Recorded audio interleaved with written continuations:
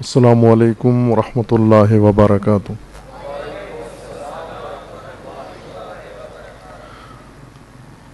اعوذ باللہ من الشیطان الرجیم، بسم اللہ الرحمن الرحیم۔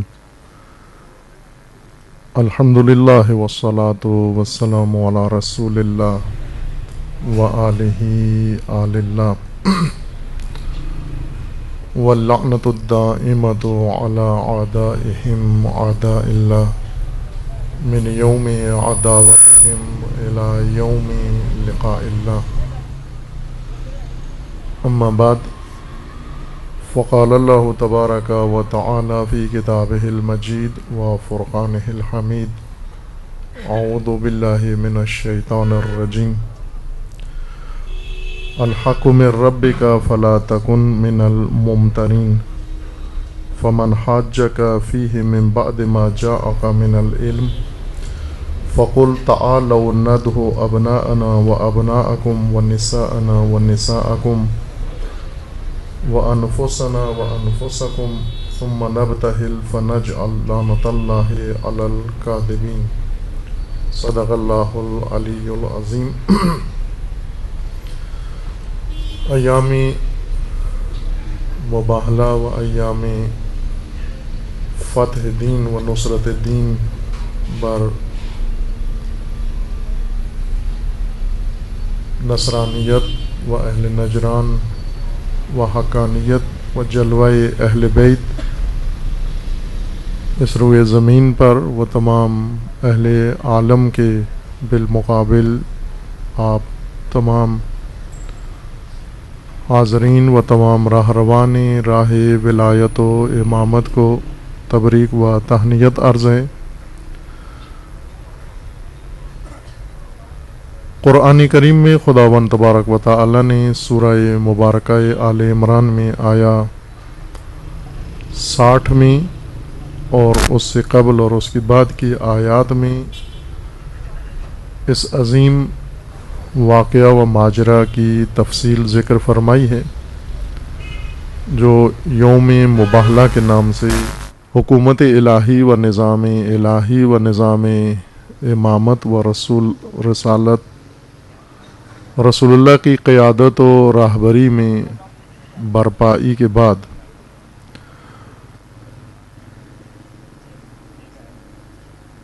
ارد گرد جتنے آباد قبائل تھے اور ممالک تھے اور آبادیاں تھیں، ان سب کو خطوط لکھے قاصد روانہ کیے اور انہیں حق کی اور اسلام کی دعوت دی۔ اس کا رد عمل مختلف ہوا۔ کچھ ایسے حکومتیں تھیں جو طاقتور تھیں اور جنہیں توقع اور گمان نہیں تھا کہ ہمیں صحرائے عرب سے اہل عرب کی جانب سے ایسا خط موصول ہوگا جس میں ہمیں دعوت دی جائے گی اسلام کی طرف، دین کی طرف اور حق کی طرف، اور ان کا عکس العمل بھی توقع کے مطابق ہی تھا، چونکہ وہ مغرور حکومتیں تھیں، بادشاہت کا نظام تھا۔ ایسے حکمران جو خود خدا بنے ہوئے تھے، حکمرانی سے بالا تر، جیسے قیصر و کسریٰ، فرمان روایان ایران و روم اور فرمان روایان مصر و یمن، یہ وہ مضبوط و طاقتور حکومتیں تھیں زمانہ ظہور اسلام میں، جنہیں رسول اللہ نے حق کا پیغام دیا۔ بھائی کہ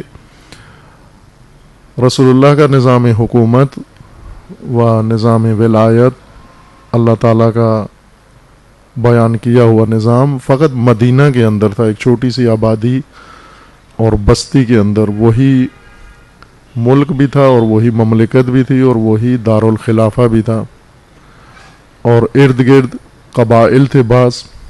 لیکن جب مکہ حصہ بنا باقاعدہ طور پر حکومت اسلامی کا اور فتح ہوا مکہ اور اہل مکہ تسلیم ہوئے رسول اللہ کے سامنے، حضور نے یہ نہیں دیکھا کہ ابھی مقابل حکومتیں کتنی طاقتور ہیں اور ہماری حکومت کتنی چھوٹی اور ضعیف یا کمزور ہے.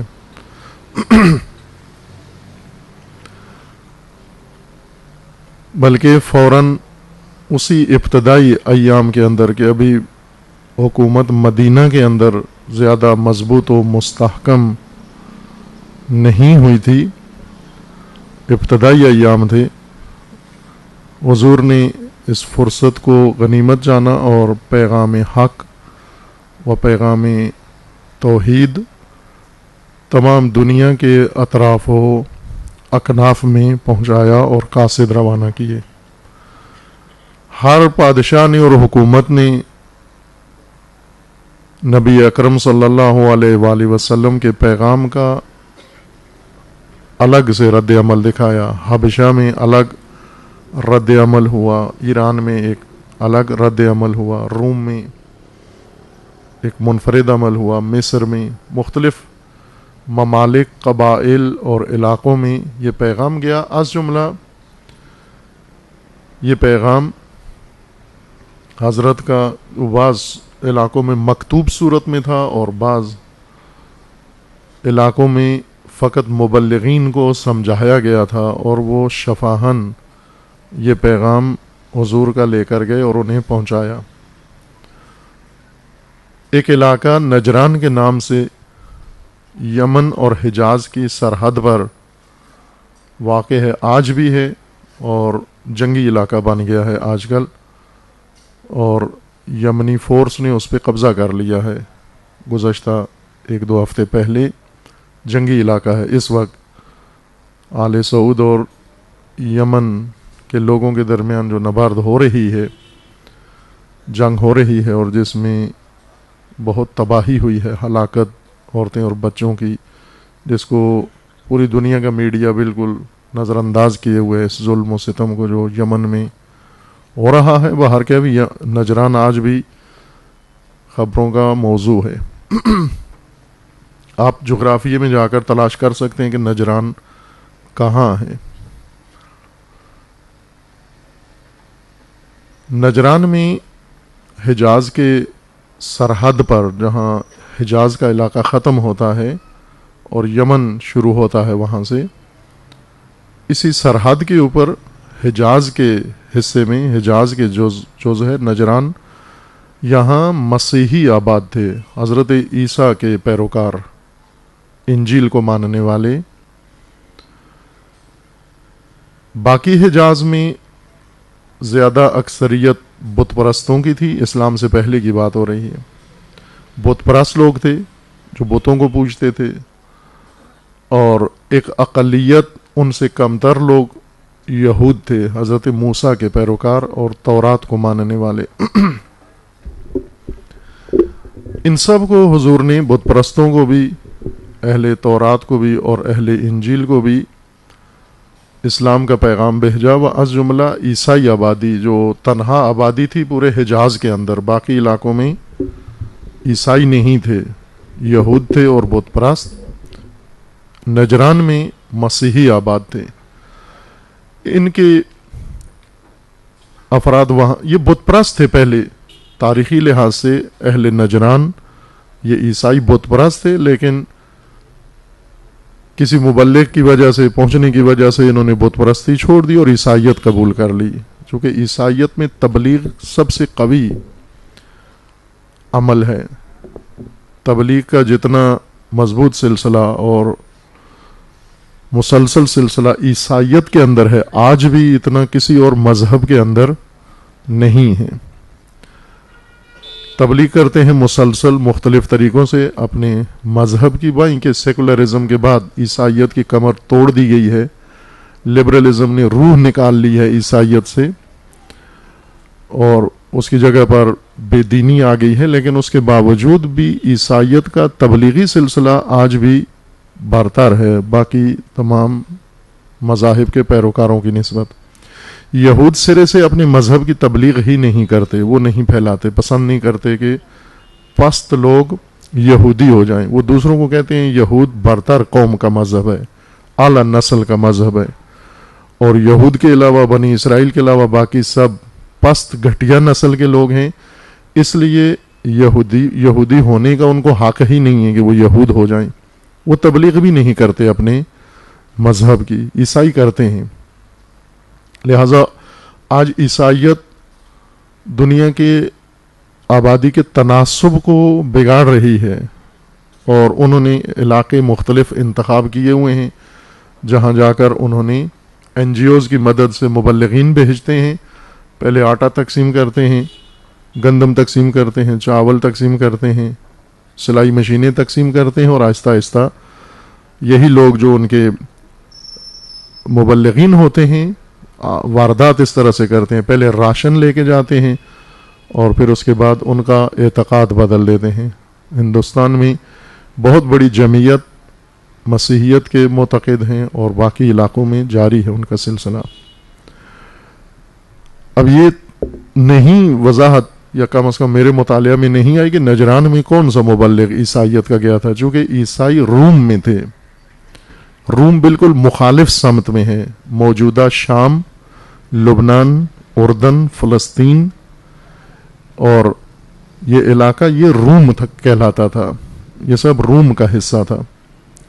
مسلمانوں نے روم کو شکست دے کے یہ علاقہ مملکت اسلامی کا حصہ بنایا. یہ عراق کا کچھ حصہ یہ روم کا حصہ تھا، یہاں عیسائیت تھی. اور یمن بالکل اس کے مقابل سمت میں ہے، نجران. لیکن تجارت، کوئی تاجر یا کوئی مبلغ مذہبی مسیحی نجران گیا اور اس نے ان لوگوں کو تبلیغ کی، بت پرستی چھوڑ کر عیسائی بن گئے، وہ حضرت مسیح کے پیروکار بن گئے. مسیحیت کے اعتقادات میں یہ عقیدہ بنیادی ہے، تثلیث جس کو کہتے ہیں، تثلیث در توحید و توحید در تثلیث، یعنی ایک تین ہیں اور تین ایک ہیں، یہ معنی بنتا ہے. تثلیث تین کو کہتے ہیں اور توحید ایک کو کہتے ہیں. ان کا یہ ایک اعتقاد ہے کہ اللہ تعالی ایک ہے، ایک ہوتے ہوئے تین ہیں، نعوذ باللہ، اور تین ہیں خدا اور تین ہوتے ہوئے یہ ایک ہیں. اس طرح کی ایک بات کرتے ہیں جس میں خود پھنس جاتے ہیں، پھر اس کو وضاحت کرتے ہوئے کہ تین ایک کیسے ہو گئے اور ایک تین کیسے ہو گئے. باہر کے لوگوں کو بہلانے کے لیے، لبھانے کے لیے اس قسم کی باتیں بہت لوگوں کو پسند ہوتی ہیں. جو نہ سمجھ میں آئے اسی کو صحیح بات لوگ سمجھتے ہیں، اسی کے پیچھے چل پڑتے ہیں. جس طرح بعض مبلغین ہیں، جو مبلغین تو نہیں، ایسے پیشہ ور جو اس قسم کے جملے نقل کریں گے، میں تو ہے، تو میں ہے، میں تو ہو گیا، تو میں ہو گیا، وہ نیچے سے نعرے بجنا شروع ہو جاتے ہیں. چونکہ کسی کے پلے کچھ بھی نہیں پڑتا، اس لیے وہ سمجھتے ہیں کہ یہ کوئی بہت اعلیٰ بات ہو گئی ہے. ابھی بھی کوئی آ کے گول مول باتیں شروع کر دے، بڑی داد لے گا وہ لوگوں سے. عیسائیت کے اندر یہ اعتقاد ہے کہ اللہ ایک ہے، ایک ہوتے ہوئے نعوذ باللہ تین ہیں، اور تین خدا ہیں. یہ تین خدا تین ہوتے ہوئے ایک ہیں. اللہم صلی علی محمد و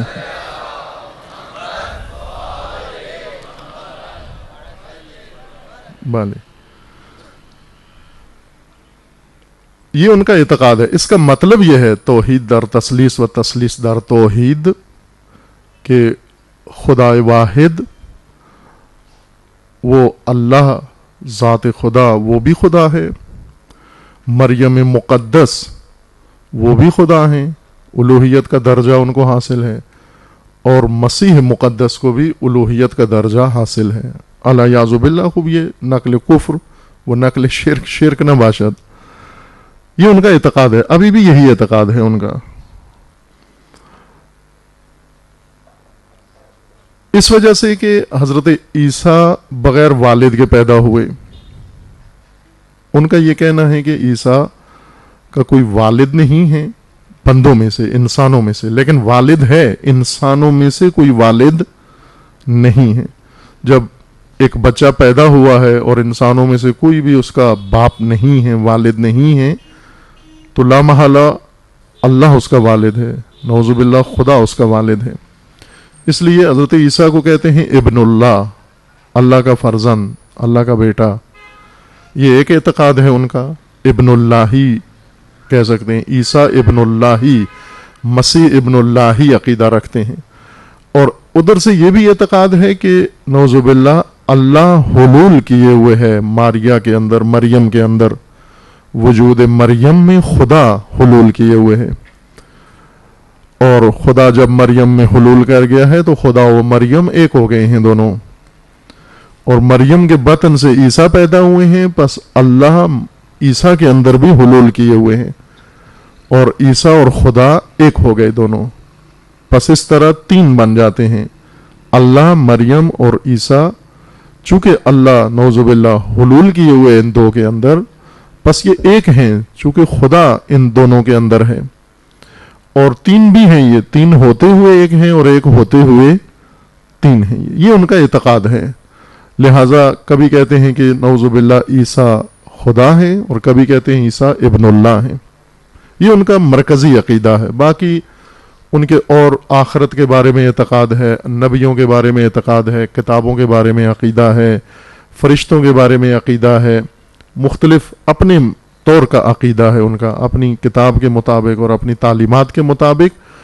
اور اس عقیدے کا منبع انجیل ہے. انجیل تحریف شدہ، اصل انجیل اللہ کی کتاب ہے جو خداوند تبارک و تعالیٰ نے حضرت مسیح پر نازل کی. لیکن حضرت مسیح کے بعد یہ انجیل شاگردان حضرت مسیح نے لکھی اپنی قلم سے، خود سے. اور وہ کچھ نہیں لکھا جو اللہ نے نازل کیا تھا، اس میں رد و بدل کر دیا، اپنی مرضی سے اس کے اندر تحریف کر دی، تبدیل کر دی تعلیمات انجیل. اور یہ کچھ انہوں نے یہود سے سیکھا تھا، چونکہ پہلے یہود نے تورات کا یہی حشر کیا، بعد میں عیسائی پادریوں نے اور علماء نے اپنی مرضی کی باتیں انجیل میں لکھ دیں، اور جو پسند نہیں تھی وہ وہاں سے تبدیل کر دیں.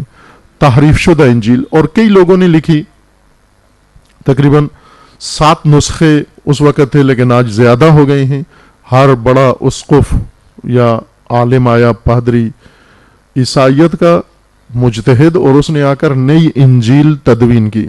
جانتے ہیں بعض انجیلوں کے نام، آپ جانتے ہیں الحمدللہ، اہل معرفت ہیں آپ، قرآن کا بھی علم ہے آپ کو، اور انجیل و تورات کا بھی علم ہے. ممبروں سے سنتے رہتے ہیں نا کہ یہ ماتم انجیل سے ثابت کرنا ہے، تورات سے ثابت کرنا ہے. تو ظاہر علماء انجیل و تورات سے تو آپ کا پالا پڑتا رہتا ہے، اس لیے آپ آشنا ہونے چاہیے قاعدے کے مطابق.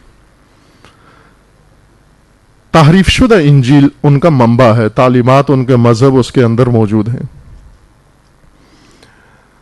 رسول اللہ نے جب تمام باقی خطوں کے اندر مجوسیوں کو پیغام اسلام بھیجا، عیسائیوں کو روم میں پیغام اسلام بھیجا، دعوت بھیجی، اور اسی طرح بت پرستوں کو بھیجی یا اور کسی مسلک و مذہب کے تابع لوگ تھے، ان سب کو دعوت بھیجی.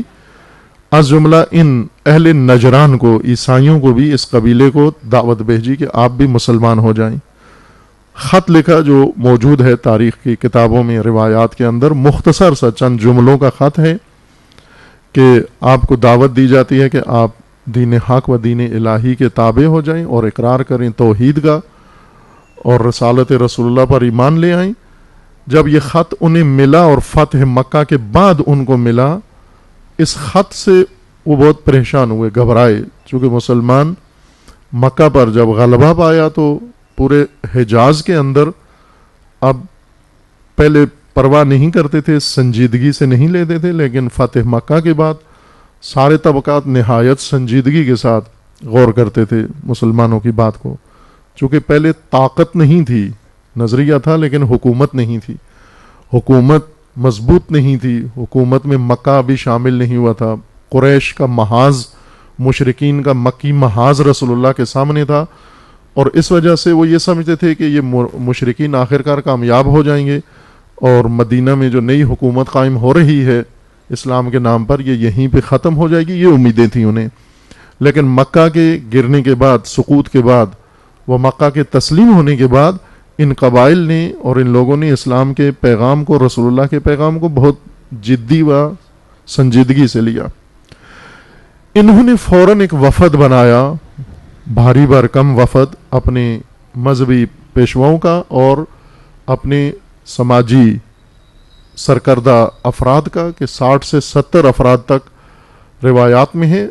मुख्तलिफ तादाद 10 से लेकर 70 तक 60 तक के अफराद की तादाद लिखी गई है।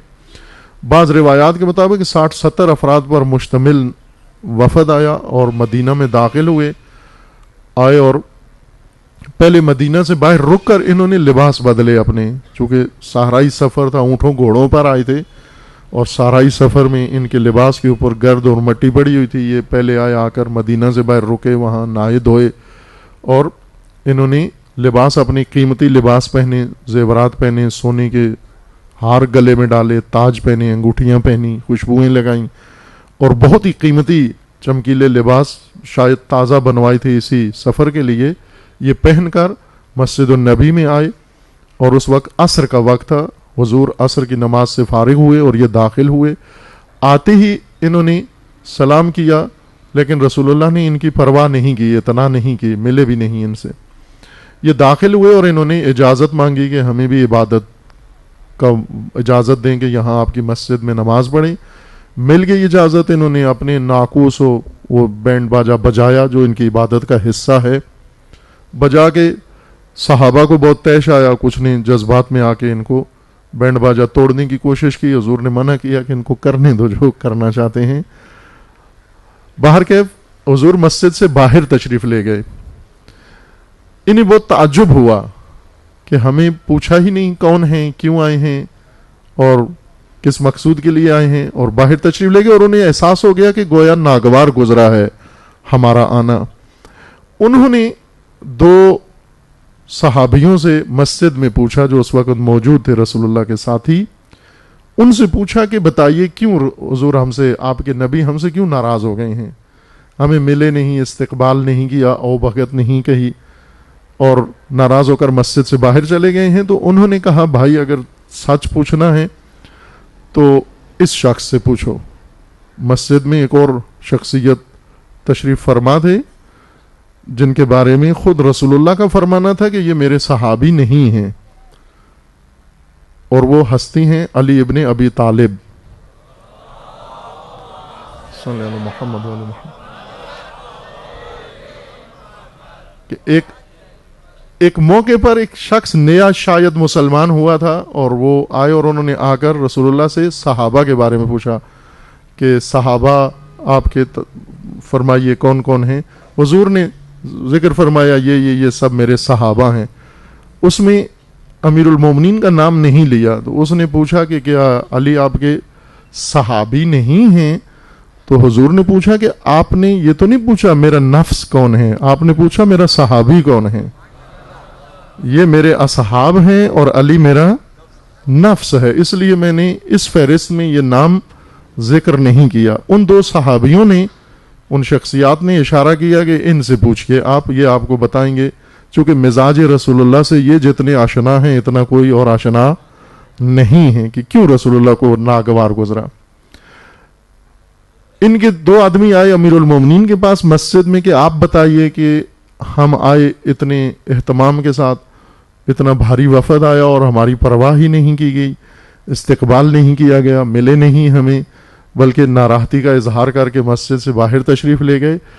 अमीरुल मोमिनीन ने फरमाया कि जिस होलिये में आए हो, जो ठाठ बना के आए हो, जो कर्रफर बनाकर आए हो, इसने रसूलुल्लाह को अजियत की है। आप तो नहीं आए एक दीनदारों की तरह, दीन के पैरोकारों की तरह, मसीह के पैरोकारों की तरह नहीं आए। आप तो आए हो शहाना ठाठ बाट बनाकर, मगरूर होकर, तकब्बुर लेकर, और मुतकब्बिरीन से ऐसे ही मिला जाता है। आप आए थे अपनी धाक बिठाने के लिए।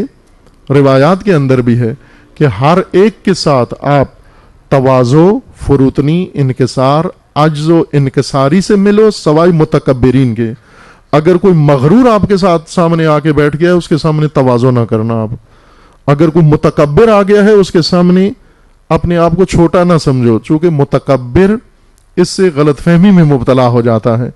लिहाजा आप जिस अंदाज से आए हो, जिस होलिये में आए हो, ये होलिया रसूलुल्लाह को पसंद नहीं है। अमीरुल मोमिनीन ने उनकी रहनुमाई की, जो वापस मस्जिद से बाहर وہی گردآلود کپڑے جو سفر میں پہن کر آئے تھے اسی حلیے میں آؤ. اس حلیے میں جب آؤ گے تو پھر دیکھو رسول اللہ کیسے آپ کو استقبال کرتے ہیں. اور ایسا ہی کیا, انہوں نے دوبارہ نکلے باہر, لباس بدلا, سونا چاندی اتارا, تاج اور لاکٹ گلے سے اتار کر اب اصلی مسافر جس لباس میں سفر کیا تھا اور گردآلود لباس تھا وہی پہن کر آئے. رسول اللہ نے انہیں سب کو باری باری گلے لگایا اور بھگت کی بٹھایا مسجد میں, اور پھر پوچھا کہ بتائیے کیوں آئے ہو, کہاں سے آئے ہو, تعارف کروایا انہوں نے کیا. حضور نے آشنا ہونے کے بعد انہوں نے کہا جی آپ کا خط ملا اور اس خط کی وجہ سے ہم آپ کے پاس آئے ہیں. وہ خط آپ کا, یہ نکالا کہ یہ خط ہے آپ کا اور آپ نے اس خط میں ہمیں اسلام کی اور مسلمان ہونے کی دعوت دی ہے, تو آپ وضاحت فرمائیے کیا چاہتے ہیں آپ ہم سے. حضور نے مختصر وہی پیغام دہرایا ان کے سامنے کہ مقصود یہ ہے کہ آپ دین حق کی پیروی کریں, اللہ کی وحدانیت کو مانیں, مسلمان ہو جائیں, تسلیم ہو جائیں, اسلام لے آئیں. تو کہنے لگے کہ یہ جن باتوں کی طرف آپ ہمیں دعوت دیتے ہیں یہ تو ہم پہلے سے مانتے ہیں, آپ سے پہلے سے مانتے ہیں. ہم اللہ کو مانتے ہیں, قیامت کو مانتے ہیں, کتابوں کو مانتے ہیں, ہم ہر چیز کے اوپر ایمان رکھتے ہیں. حضور نے فرمایا کہ آپ کا ایمان فاسد ہے, آپ کا ایمان غلط ہے, آپ کا ایمان درست نہیں ہے, شرک ہے اس کے اندر, مشرکانہ ہے. وہ کہنے لگے اس میں کیا کمی ہے. حضور نے فرمایا کہ آپ عیسیٰ کو ابن اللہ کہتے ہو, آپ خنزیر کھاتے ہو, اور آپ عیسیٰ کو الوہیت کے قائل ہو اس لیے, اور آپ صلیب کی پرستش کرتے ہو.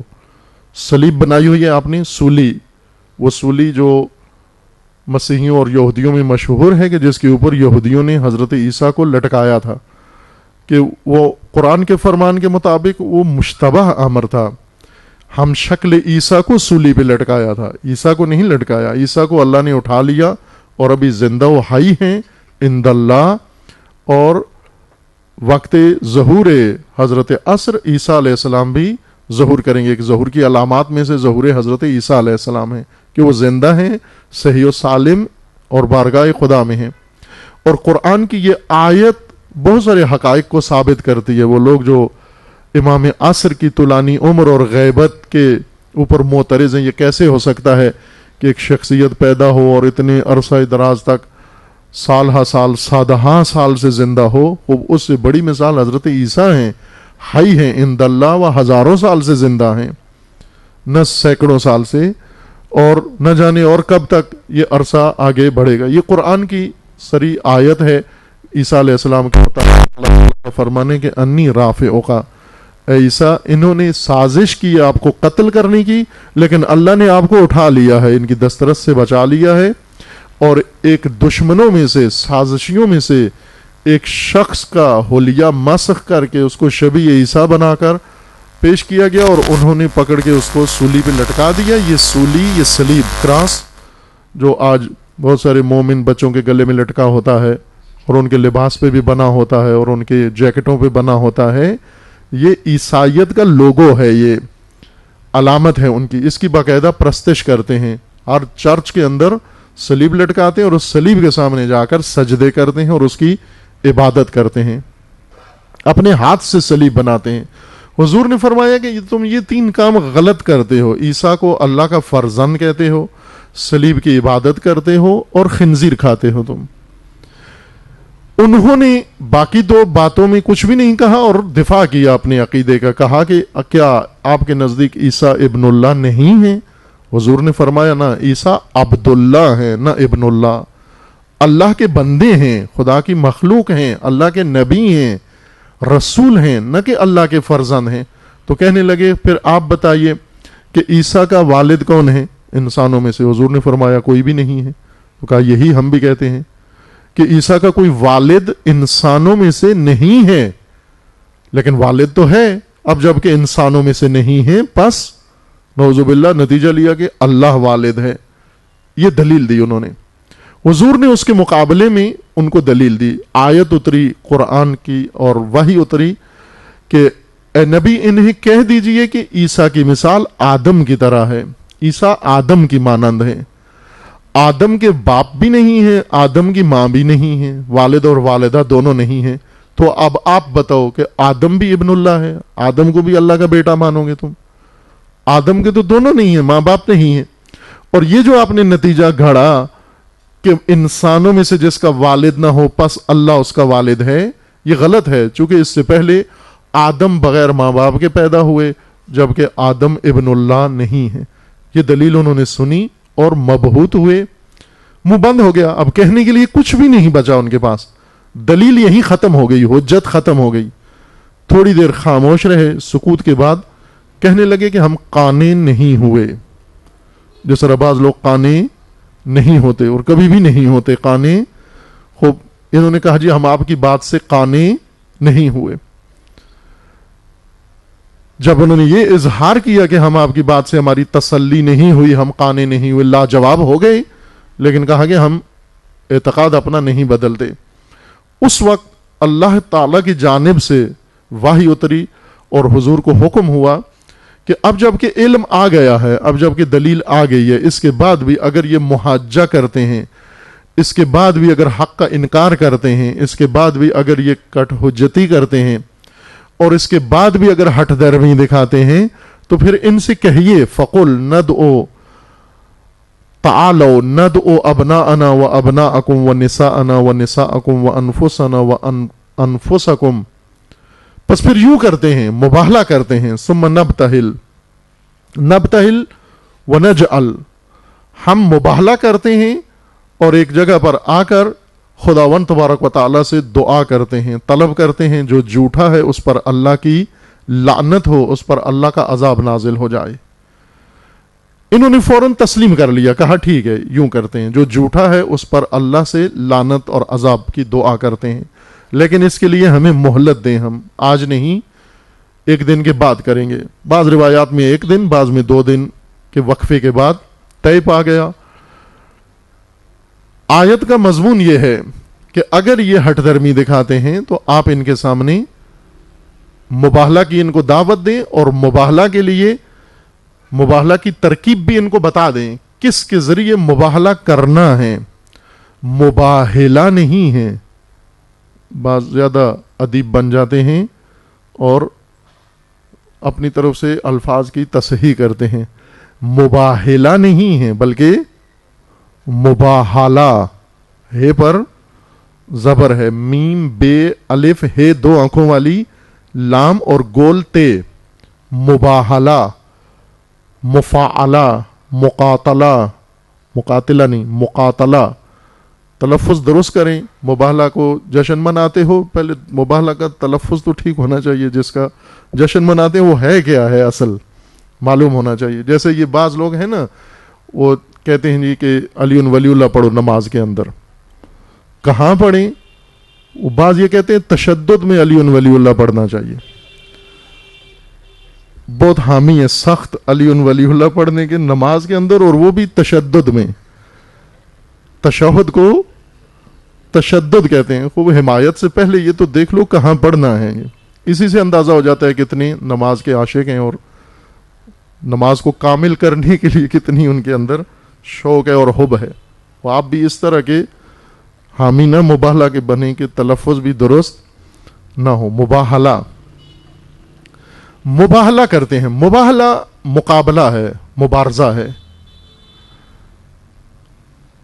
جس طرح مقاتلہ یعنی جنگ کرتے ہیں، تلوار لیتے ہیں، لڑائی کرتے ہیں. جس طرح قرآن کا بھی حکم ہے کہ مشرکین کے خلاف، کفر کے خلاف، دشمنوں کے خلاف جب وہ آپ پر حملے کرتے ہیں تو آپ بھی جوابی کارروائی کریں، مقاتلہ کریں. قاتلوا ائمۃ الکفر، آپ قتال کریں ان کے ساتھ. یہ مقاتلہ ایک جنگ ہے، مجادلہ بھی ایک جنگ ہے، لیکن لفظی جنگ ہے، دلیلوں کی جنگ. مجادلہ، جدل، ایک آدمی بات کرتا ہے، دوسرا اس کی بات پہ بات کرتا ہے، یہ اس کی بات کو رد کرتا ہے، وہ اس کی بات کو جھٹلاتا ہے، یہ اس کو کہتے ہیں آپ غلط کہہ رہے ہو، اسے کہتے ہیں تم غلط کہہ رہے ہو، وہ اس کی بات کے خلاف دلیل دیتا ہے، یہ اس کی بات کے خلاف دلیل دیتا ہے. اسے مجادلہ کہتے ہیں، جدل کہتے ہیں، لفظی جنگ، الفاظ اور دلائل کی جنگ. اسی طرح مقاتلہ تلوار کی جنگ ہے، اور مباہلہ یقین کی جنگ، ایمان کی جنگ کا نام ہے. یہ بھی ایک مبارزہ ہے، مقابلہ ہے. حق و باطل کے درمیان مقابلہ، مختلف اس کے درجات ہیں. شروع میں آپ دعوت دیں، تبلیغ کریں، پیغام بھیجیں اور دعوت دیں انہیں. اگر دعوت و پیغام سمجھ میں آ جائے، جو سربازوں کو آ جاتا ہے، جب انہیں حق کی دعوت دی جاتی ہے تو پہلے مرحلے میں ہی حق کو تشخیص دے لیتے ہیں. بصیرت ہے ان کے اندر، عقل ہے ان کے اندر. یہ سب سے اعلیٰ درجے کے سابقین انہی کو کہا جاتا ہے کہ حق کو دیکھ کر ہی تشخیص دے لیتے ہیں اپنی بصیرت کے ذریعے سے. الجھتے نہیں ہیں، نہ مجادلہ کرتے ہیں، نہ مقاتلہ کرتے ہیں، نہ حیل و حجت، حتیٰ معجزہ نہیں مانگتے، کرامت نہیں مانگتے. یہ نہیں کہتے کہ پہلے کوئی انوکھا کام کر کے دکھائیں پھر ہم مانیں گے. جو مومنین و مسلمین اول مسلم ہیں، جو مومنین و مسلمات اول درجے کے مومن و مسلمان ہیں، یہ وہی ہیں جنہوں نے رسول اللہ سے کوئی معجزہ طلب نہیں کیا، بلکہ پیغام کو تشخیص دیا. یہ بات درست ہے، خود بات درست ہے، عقل پسند بات ہے، عقل کو لگتی ہے، حق کے مطابق ہے، معیاروں کے مطابق ہے، بس ہم اسے مانتے ہیں. یہ ابھی نہیں تشخیص دیا کہ اس کی دلیل کیا ہے، اس کا معجزہ کیا ہے، اس کی گواہی کیا ہے. یہی کہ بات درست ہے. یہ سب سے اعلیٰ درجہ ہے ایمان کا، کہ پیغام کو مان لیں آپ، دعوت کو مان لیں آپ. دوسرا درجہ یہ ہے کہ اگر نہیں مانتا کوئی تو آپ معجزہ دکھائیں اس کو. ممکن ہے بات سمجھ میں نہیں آئی لیکن معجزہ دیکھ کے یقین آ جاتا ہے کہ بات تو نہیں پتہ چلی، لیکن کہنے والا چونکہ صاحب معجزہ ہے، پس اس وجہ سے جو کہہ رہا ہے درست ہے، ہم اس کی بات کو مان لیتے ہیں. تیسرا طریقہ ہے مجادلہ کا، کہ ایک فریق کو آپ نے دعوت دی، وہ آپ سے دلیل مانگتا ہے، آپ اس کو دلیل پیش کرتے ہیں، وہ آپ کی دلیل کو ٹھکرا دیتا ہے، آپ کی دلیل کو رد کر دیتا ہے، ابطال کر دیتا ہے. آپ دوبارہ اس کو دلیل دیتے ہیں، وہ پھر اپنے موقف کے اوپر دلیل دیتا ہے. اس کو مجادلہ کہتے ہیں. مناظرہ، جو اس کو ہم مناظرہ کہتے ہیں، وہ جنگ کا نام نہیں ہے. مناظرہ کا مطلب ہوتا ہے نظریاتی تبادلہ نظریات. مناظرہ ایک الگ چیز ہے جو ہمارے ہاں آ کر مجادلہ کے معنی میں پاکستان میں استعمال ہوتا ہے. مناظرہ نظریے کے تبادلے کو کہتے ہیں، نظر کے تبادلہ کو مناظرہ کہتے ہیں. بے شک دو متفق آدمی ہوں، اگر آپس میں دو متفق آدمی ہیں لیکن کر رہے ہیں آپس میں تبادلہ کر رہے ہیں، نظریے کا تبادلہ کر رہے ہیں، اور دونوں ایک رائے پر متفق ہیں، یہ مناظرہ ہے. یہ اس کو بھی مناظرہ ہی کہیں گے. مناظرہ میں اختلاف ہونا ضروری نہیں ہے، مجادلہ میں اختلاف ہونا ضروری ہے، مقاتلہ میں اختلاف ہونا ضروری ہے. مجادلہ یہ دلیل کے ذریعے کسی کے ساتھ بات کرنا، اور وہ اپنی دلیل دے، آپ اپنی دلیل دیں. اس کے بعد ہے مقاتلہ. اگر یہ نہیں مانتا، جدال بھی نہیں مانتا، دلیل بھی نہیں مانتا، پھر آخر میں ہٹ درمی ہے، جنگ، مقاتلہ، تلوار کے ساتھ، شمشیر کے ساتھ جنگ. لیکن بعض مواقع ایسے ہیں کہ جہاں پر مقاتلہ بھی نہیں ہے، جیسے نجران کے ساتھ رسول اللہ نے یہ نہیں کہا کہ تلوار سے فیصلہ کرتے ہیں، فرمایا مباہلہ، نہ مقاتلہ. جنگ تلوار کی، نیزے کی، شمشیر و خنجر نہیں اٹھاتے، نہ آپ اٹھاؤ نہ ہم اٹھاتے ہیں، بلکہ مباہلہ کرتے ہیں. مقاتلہ کا اپنا موضوع ہے، اپنا میدان ہے. مقاتلہ کے وقت مقاتلہ ہی کرنا ہے، تلوار کے وقت تلوار ہی اٹھانی ہے. وہاں مجادلہ نہیں کرنا جہاں تلوار اٹھانی ہے. جب حکم آگے قاتلو، آپ قتال کرو، وہاں قتال ہی کرنا ہے، جنگ ہی کرنی ہے. وہاں مذاکرات نہیں کرنے، وہاں مجادلات نہیں کرنے، وہاں مناظرات نہیں کرنے. جہاں جنگ کا حکم ہے وہاں جنگ کا حکم آیا ہے. جیسے جنگ بدر میں ہے، جنگ کرنی ہے، یہاں مناظرہ نہیں کرنا، یہاں مجادلہ نہیں کرنا، یہاں پر مباہلہ مشرکین کے ساتھ نہیں کرنا، یہاں جنگ کرنی ہے. اور جنگ ہوئی. جنگ احد میں جنگ کرنی ہے، جنگ بدر میں جنگ کرنی ہے، جنگ خندق میں جنگ کرنی ہے، جنگ خیبر میں جنگ کرنی ہے. لیکن جب اس قسم کی صورتحال ہو کہ آپ کے سامنے ایک گروہ ہو منحرف، بد عقیدہ، اور اپنے عقیدے پر ڈٹا ہوا، اور دلیل بھی نہیں سنتا، دلیل بھی اس کو سمجھ میں نہیں آتی، مانتا نہیں، ہٹ درمی، علم کے بعد بھی ڈٹا ہوا ہے اور گمراہی بھی پھیلا رہا ہے، اس موقع پر مباہلہ کی جنگ کرنی ہے. मुबाहला मैं पहले एक मजलिस में अर्ज कर आया हूँ, वहाँ तालिब इल्माना पहलू जो इस बात का था वहाँ अर्ज किया है और वादा दिया था कि उसे नहीं करेंगे लोगों के सामने, चूँकि तालिब इल्मी बात अलग अंदाज की होती है। मुबाहला का मतलब होता, मुबाहला उमूमन तफसीरों में, किताबों में, तकरीरों में और तकलीदों में मुलाअना के माना में बयान किया जाता है, यानी एक दूसरे पर लान करना। ये नहीं है, गलत माना है, मुबाहला का ये माना नहीं है। मुबाहला का मतलब है छोड़ देना, फरीकैन के दरमियान झगड़ा है, निज़ा है, दोनों इस मौजू को छोड़ दें और आप छोड़ दो, दोनों दस्तबरदार हो जाओ। बाहला छोड़ देना, अपने हाल पर छोड़ देना उस शय को। मुबाहला का मतलब ये होता है कि जिस मौजू पे झगड़ा है आप फैसले तक नहीं पहुंच पाते दोनों फरीक, चूंकि एक दूसरे की मान नहीं रहे हो। जैसा इस माजरा में, नजरान के माजरा में रसूलुल्लाह उन्हें दावत दे रहे हैं, दलील भी दे रहे हैं कि ईसा की विलादत की मिसाल आदम की तरह है, लेकिन वो मबहूत हैं, लाजवाब हैं, मान भी नहीं रहे, तस्लीम भी नहीं हो रहे। ऐसे में मुबाहला है।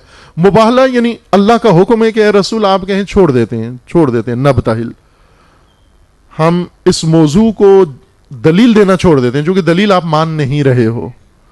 खूब छोड़ के क्या करते हैं, छोड़ के इस मौजू को अल्लाह के सुपुर्द कर देते हैं, अल्लाह के हवाले कर देते हैं और खुदा से चाहते हैं कि इस मौजू में फरीकैन के दरमियान अल्लाह फैसला करे, लेकिन न बेसूरत हकम, यानी खुदावन ताला की तरफ से यह बयान हो जाए कि इन दोनों में से हक पे कौन है, कौन दुरुस्त कह रहा है, बल्कि यह फैसला अजाब की सूरत में हो कि जो झूठा है, जो गलत है, जो हठधर्म है, जो इल्म आ जाने के बाद भी नहीं मानता, कि सबसे बुरी सिफत इंसान के अंदर यह है कि इल्म आ जाने के बाद, बात साबित हो जाने के बाद भी नहीं मानते। बाज लोग हठधर्मी मिजाज है, बनी इसराइली मिजाज है। बनी इसराइल नहीं मानते थे, हक आ जाता था फिर भी नहीं मानते, तस्लीम नहीं होते थे।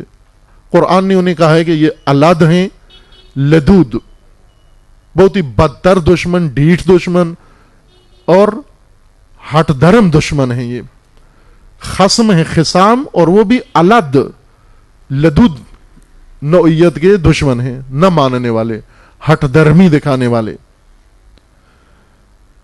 जब इस तरह का सामने लदूद, हठधर्म, न मानने वाला, इल्म आ जाने के बाद भी तस्लीम न होने वाला शख्स आ जाए, तो यहां पर यह फैसला नहीं करवाना अल्लाह से कि आप बताइए कि इनमें हक पे कौन है, बातिल पे कौन है, और फिर उसके बाद अहले हक अपने घर चले जाएं, अहले बातिल अपने घर चले जाएं। ना, मुबाहला का मतलब यह है कि हम छोड़ देते हैं, बस हम जदल मुहाजा सब तर्क कर देते हैं और अल्लाह से चाहते हैं, दुआ करते हैं, खुदा से इल्तमास व इल्तजा करते हैं कि अल्लाह अजाब नाजिल करे, लानत करे झूठे के ऊपर। इस माजरा में, इस दावा में जो भी झूठा है, खुदा उसको नाबूद कर दे, हलाक कर दे।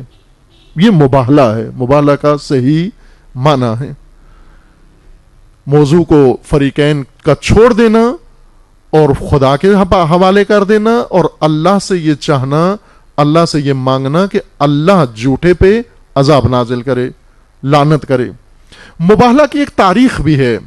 तारीख के अंदर चूंकि जब रसूलुल्लाह ने उनको मुबाहला की दावत दी, इस्लाम की दावत दी, नहीं मानी, मुबाहला की दावत दी, मान ली, कहा ठीक है हम हाजिर हैं। उन्होंने तशरीह नहीं मांगी कि मुबाहला होता क्या है, यानी इसका मतलब है जानते थे वो भी। मुबाहला पहले से राइज चीज थी, तारीख के अंदर, दीगर अकवाम और अदियान के अंदर मुबाहला होता रहा है और मुबाहला मखसूस भी नहीं। जिस तरह उलमा फुकहा ने बयान किया, फरीकैन ने, शिया सुन्नी दोनों उलमा इस बात पे मुत्तफिक हैं, मुफस्सिरीन, कि मुबाहला के लिए शर्त नहीं है नबी होने की या रसूल होने की। जो भी हक पर है और यकीन पर और ईमान पर, वो अपने हक के दिफा के लिए मुबाहला कर सकता है जब वक्त मुबाहला आ जाए। अब इस मौजू में आप तवज्जो फरमाएं कि हुजूर ने उनको मुबाहला की दावत दी, मुबाहला करते हैं, उन्होंने मान ली। अब फरीक कौन है एक तरफ और झगड़ा क्या है? अहम बात यह है, मतन व रूह है मुबाहला यह है कि मौजू निज़ा तौहीद है رسول اللہ ان کو دعوت دے رہے ہیں وحدانیت خداوند تبارک و تعالی کی، کہ اللہ وحدہ لا شریک معبود ہے، خالق ہے، رب ہے، رازق ہے، اور لم یلد ولم یولد ہے، نہ خدا کا کوئی فرزند ہے، نہ اللہ کسی کی اولاد ہے، نہ والد ہے، نہ ولد ہے۔ یہ دعوت، یہ توحید خالص ہے۔ توحید خالص دعوت و دعوی رسول اللہ ہے، اور ان کے مقابلے میں شرک ہے کہ عیسیٰ بھی اللہ ہے، عیسیٰ ابن اللہ ہے۔ پس اصل نزاع رسول اللہ کی مسیح اللہیوں کے ساتھ تھی، علی مسیح اللہی یا مسیح ابن اللہی۔ مسیح اللہی جیسے آج کل آپ ایک ٹرم سنتے ہیں، لفظ سنتے ہیں علی اللہی، نعوذ باللہ، علی علیہ السلام کو جو اللہ مانتے ہیں کہ علی رب ہے، علی خدا ہے۔ یہ گمراہی کثرت سے پھیلائی جا رہی ہے۔ رہبر معظم نے فرمایا ہے کہ CIA اور MI6، CIA امریکی انٹیلیجنس ایجنسی ہے اور MI6 برطانوی، ان دونوں نے مسلمانوں کے اوپر کام شروع کیا ہے۔ CIA نے سنی سیکٹر سنبھالا ہے اور MI6 نے شیعہ۔ CIA نے ایک مذہب بنایا ہے سنیوں کے اندر داعش کے نام سے، تکفیری، آدم خار و آدم کش۔ یہ CIA کا بنا ہوا ورژن ہے مذہب، باقاعدہ سلسلہ۔ اور آپ دیکھیں کہ اس وقت مغربی ممالک سے یہ لشکر پورا زیادہ تر مغربی ممالک سے لا رہے ہیں، چونکہ وہاں ان کی تربیت ہوتی ہے۔ CIA کے ٹریننگ سینٹر میں مغربی ممالک میں 90 ممالک میں داعش کے لیے سپاہی تیار ہو رہے ہیں، اور یہ سب وہاں سے مثلا یہاں سے انہیں منتقل کرتے ہیں، سوریا سے منتقل کرتے ہیں جرمنی میں ان کو ٹریننگ دے کے دوبارہ ان کو ترکی اور ترکی کے راستے پھر دوبارہ سوریا میں یہ لشکر بنا کر واپس ٹریننگ دے کر ان کو بھیجیں گے۔ یہ جو ابھی پناہ گزینوں کا چکر ہے، اتنے پناہ گزین اتنے ڈوب گئے، اتنے مر گئے، اتنے فلاں جگہ، یہ سب انہی ممالک، عرب ممالک سے لوگوں کو بلا کر ٹریننگ دے کر پھر دوبارہ انہی لشکروں کے اندر ان کو واپس بھیجنا ہے۔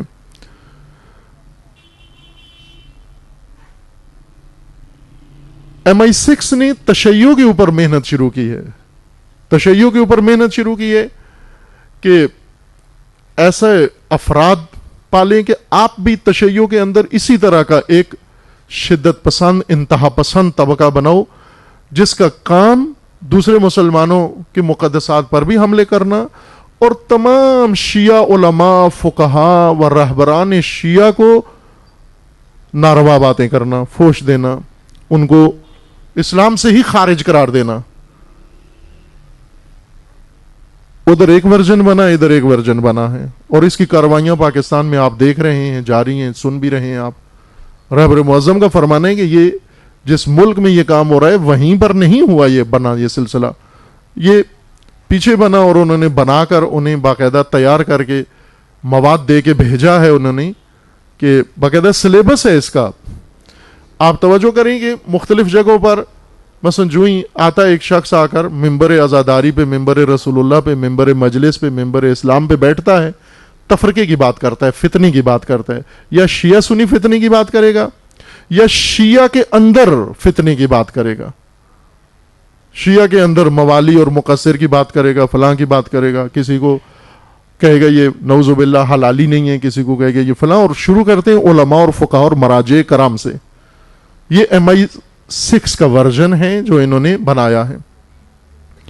ایک چیز جس کا وہ پرچار کرتے ہیں وہ یہ شرک، غلو، مبالغہ کا اصل موضوع توحید ہے، اصل مبالغہ توحید پہ ہوا ہے، کہ ایک طرف مسیح اللہ ہی ہیں اور ایک طرف رسول اللہ، جو خالص ناب حقیقی توحید کو لوگوں کے سامنے پیش کر رہے ہیں، اور عیسائیوں کے سامنے انہوں نے یہ قبول نہیں کی، یہ توحید مسیح اللہیوں نے قبول نہیں کی، کہا نہیں مسیح بھی اللہ ہے، مسیح بھی رب ہے، مسیح کے اندر اللہ حلول کیے ہوئے ہے۔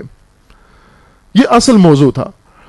ترکیب مباہلہ کی یہ ہے، کیونکہ مباہلہ میں جنگ نہیں کرنی، تلوار نہیں چلانی، مباہلہ میں اللہ کی بارگاہ میں حاضر ہو کر موضوع اللہ کے سپرد کرنا ہے اور اللہ سے دعا کرنی ہے۔ ہتھیار جنگ دعا کی جنگ ہے، اور سچائی کی، صداقت کی جنگ ہے، ایمان و یقین کی جنگ ہے۔ اس لیے حضور نے انہیں فرمایا کہ اس جنگ کے لیے ہم نے لشکر اپنا نہیں لانا. جن سے جنگ بدر لڑی, جن سے جنگ احد و خندق لڑی, جن سے رسول اللہ نے دیگر جنگیں لڑی, وہ لشکر نہیں بلایا رسول اللہ نے. مباہلہ کے لیے, مقاتلہ کے لیے ان سب کو بلاتے ہیں.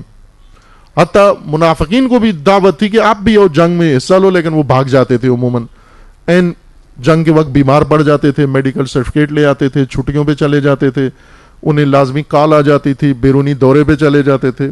یہ منافقین کا طریقہ کار تھا. وہ جنگ کے وقت, جنگ عمومی ہے, اس میں سب نے آنا ہے, لیکن مباہلہ میں سب نے نہیں آنا. ہر جنگجو مباہلہ میں نہیں آئے گا. مباہلہ کی ترکیب خاص ترکیب ہے. کون آئیں؟ وہی آئیں جو ایک اسلام کا یا اس فریق کا اصلی سرمایہ ہیں, اصلی سرمایہ اپنا لے کر آئے, اثاثہ اپنا پورا لے کر آئے. اس طرح کا اثاثہ کہ اس سرمایہ کے ختم ہو جانے کے بعد, اس اثاثے کے ختم ہو جانے کے بعد اس کے پاس کچھ بھی نہ بچے, صفر ہو جائے, نیست ہو جائے. ایسا اثاثہ لے کر آؤ. لہذا حضور نے اللہ کے حکم سے اعلان کیا کہ تعالو. پہلے انہیں کہیں کہ خوب آؤ, تعالو, آپ بھی آؤ. ندعو ابناءنا, ہم بچے اپنے لاتے ہیں. وابناءکم, اور تمہارے بچے. نساءنا ونساءکم, ہم اپنی خواتین لاتے ہیں, اب اپنی خواتین لے کر آؤ. وانفسنا وانفسکم, ہم اپنے نفوس کو, نفسوں کو لاتے ہیں, اب اپنے نفسوں کو لاؤ. پھر اس کے بعد نبتہل, مباہلہ کرتے ہیں, التجا کرتے ہیں اللہ سے, خدا کے معاملہ سپرد کرتے ہیں. فنجعل لعنت اللہ علی الکاذبین, اور خدا سے چاہتے ہیں کہ خدا جھوٹوں پر لعنت کرے, عذاب کرے. ترکیب مباہلہ کی ابنا, نساء اور انفس ہیں. ابنا, کیوں ابنا؟ جوان نہیں ہیں, ساتھی نہیں ہیں, ہیں سب کچھ ہیں. رسول اللہ کے پاس اس وقت, جس وقت مباہلہ ہوا, الحمدللہ ایک عظیم لشکر تھا, صحابہ, اور وہ صحابہ بھی جو پہلے جنگوں میں اپنی بہادری, دلیری کا ثبوت دے چکے تھے, لڑ چکے تھے. انہوں نے بہت ساری جنگوں کے اندر رسول اللہ کے ساتھ وفاداری کا ثبوت دیا. بعض شہید ہوئے, بعض ان میں سے موجود تھے, اور ابھی تک رسول اللہ کے ساتھ اپنے عہد پر باقی تھے, نہ کہ رسول اللہ کا ساتھ چھوڑ گئے تھے. اس وقت یہ صحابہ رسول اللہ کے ساتھ, جنہوں نے جنگ بدر لڑی, جنہوں نے جنگ خندق لڑی, رسول اللہ کے ہمراہ تھے. اب ان میں فرق ضرور تھا, ہر ایک کا مقام, درجہ ایک جیسا نہیں تھا, جنگوں میں بھی کردار یکساں نہیں تھا, مختلف تھا, لیکن بہرکیف حضور کے ساتھ تھے. یہ قرآن نے بھی ان کی مدح میں, ان کی تعریف میں, جو رسول اللہ کے ساتھ جنگ بدر اور ان جنگوں کے اندر شریک تھے, قرآن کریم نے بھی ان کے فضائل ذکر کیے ہیں. یہ سب موجود تھے مباہلہ کے وقت, لیکن حضور نے انہیں شامل نہیں کیا, چونکہ یہ نہیں ہے ترکیب مباہلہ. مباہلہ کے لیے اللہ کے پاس جانا ہے, وہی جائے جس کا اللہ سے قرب بہت زیادہ ہے, جس کا اللہ پہ ایمان دوسروں سے برتر ہے, جس کا یقین پختہ تر ہے, اور جو نبی کا سرمایہ شمار ہوتے ہوں, کہ اگر یہ نبی کے ہاتھ سے نکل گیا کچھ بھی نہیں بچے گا. ان کے لیے ابنا, نساء اور انفس. یہ آیا توحید کے اوپر نزاع کی آیت ہے. مباہلہ مارکہ ہے, مبارزہ ہے توحید کے موضوع پر, لیکن ساتھ ہی اس آیت کے اندر خداوند تبارک و تعالی کی ان نشانیوں کا جلوہ بھی ہے جو سراپا توحید کی گواہی ہیں. جو نشانی توحید ہیں ان کا آ جانا گواہی ہے, شہادت توحید ہے. رسول اللہ نے دوسرے دن طے پایا, اسی طے شدہ مقام کے اندر حاضر ہوئے, صبح بین الطلوعین وہاں پر حاضر ہوئے. نجران پہلے آ گئے, اہل نجران پہلے حاضر ہو گئے, رسول اللہ بعد میں تھوڑے سے وقفے کے بعد تشریف لائے. مدینہ سب کے سب لوگ وہاں اسی مقام کے اندر. ابھی وہ مقام مدینہ شہر کے اندر, چونکہ مدینہ پھیل گیا ہے, شہر رسول اللہ پھیل گیا مدینہ طیبہ, اب وہ مقام مباہلہ وہاں مدینہ کے اندر آ گیا ہے. وہاں اس نقطے کے اوپر جہاں مباہلہ ہوا تھا مسجد بنی ہوئی ہے. پہلے اس کا کچھ اور نام تھا. لوگوں کے اندر شہرت مسجد مباہلہ کی تھی, لیکن ویسے گورنمنٹ کے کاغذوں میں اس کا نام اور تھا, اور آج کل اس مسجد کا نام بنو معاویہ رکھ دیا گیا ہے. آل سعود نے اس کا نام مسجد بنو معاویہ رکھا ہے. مدینہ کے اندر وہ مسجد جہاں مقام مباہلہ ہے. حضور تشریف لے گئے اپنے ابناء نساء و انفس کو لے کر. ترکیب جو رسول اللہ کے ہمراہ مباہلہ کے ارکان کی تھی, امام حسن و امام حسین علیہ السلام جو چھوٹے تھے, بہت چھوٹے, ایک ہاتھ میں رسول اللہ کے ایک ہاتھ میں امام حسن کا ہاتھ تھا, دوسرے ہاتھ میں امام حسین کا ہاتھ تھا, اور حضور کے پیچھے پشت پر امیر المومنین اور حضرت سیدہ, یہ 5 افراد کا قافلہ مباہلہ کے لیے آیا. طریقہ مباہلہ کا یہ ہوتا ہے کہ بالکل آمنے سامنے بیٹھا جاتا ہے, دونوں فریق بہت قریب بیٹھتے ہیں. رسول اللہ جا کر پہلے تشریف فرما ہوئے, بیٹھے, اور ان کی پشت پر امیر المومنین و جناب سیدہ, اور دائیں بائیں امام حسن و امام حسین علیہ السلام. یہ مطلب کہ رسول اللہ ان 4 ہستیوں کو اپنے ہمراہ لے کر گئے. تمام کتابوں کے اندر امام فخر رازی اہل سنت کے بڑے جید عالم ہیں, اور انہیں امام المشککین کہا جاتا ہے, یعنی آسانی سے بات ماننے والے نہیں ہیں امام فخر رازی. لیکن بہت کم موارد ایسے ہیں جہاں پر انہوں نے, دوسروں نے شک کیا, انہوں نے تسلیم کیا. از جملہ یہ مورد ہے جس میں امام رازی کہتے ہیں کہ یہی 5 تن, یہی 5 ہستیاں مباہلہ کے اصلی ارکان تھے, اور اس بات پر اجماع ہے علماء میں اور امت کے اندر کہ مباہلہ میں یہی 5 ہستیاں تھیں, امیر المومنین جناب سیدہ اور امام حسن و امام حسین علیہ السلام, اور خود ذات گرامی ہے پیغمبر اکرم. اجماع ہے اس بات پر.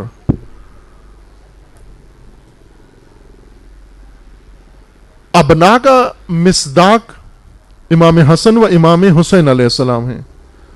نساءنا میں حضرت زہرا سلام اللہ تعالی علیہا ہیں, اور انفس کا مصداق امیر المومنین علیہ السلام ہیں.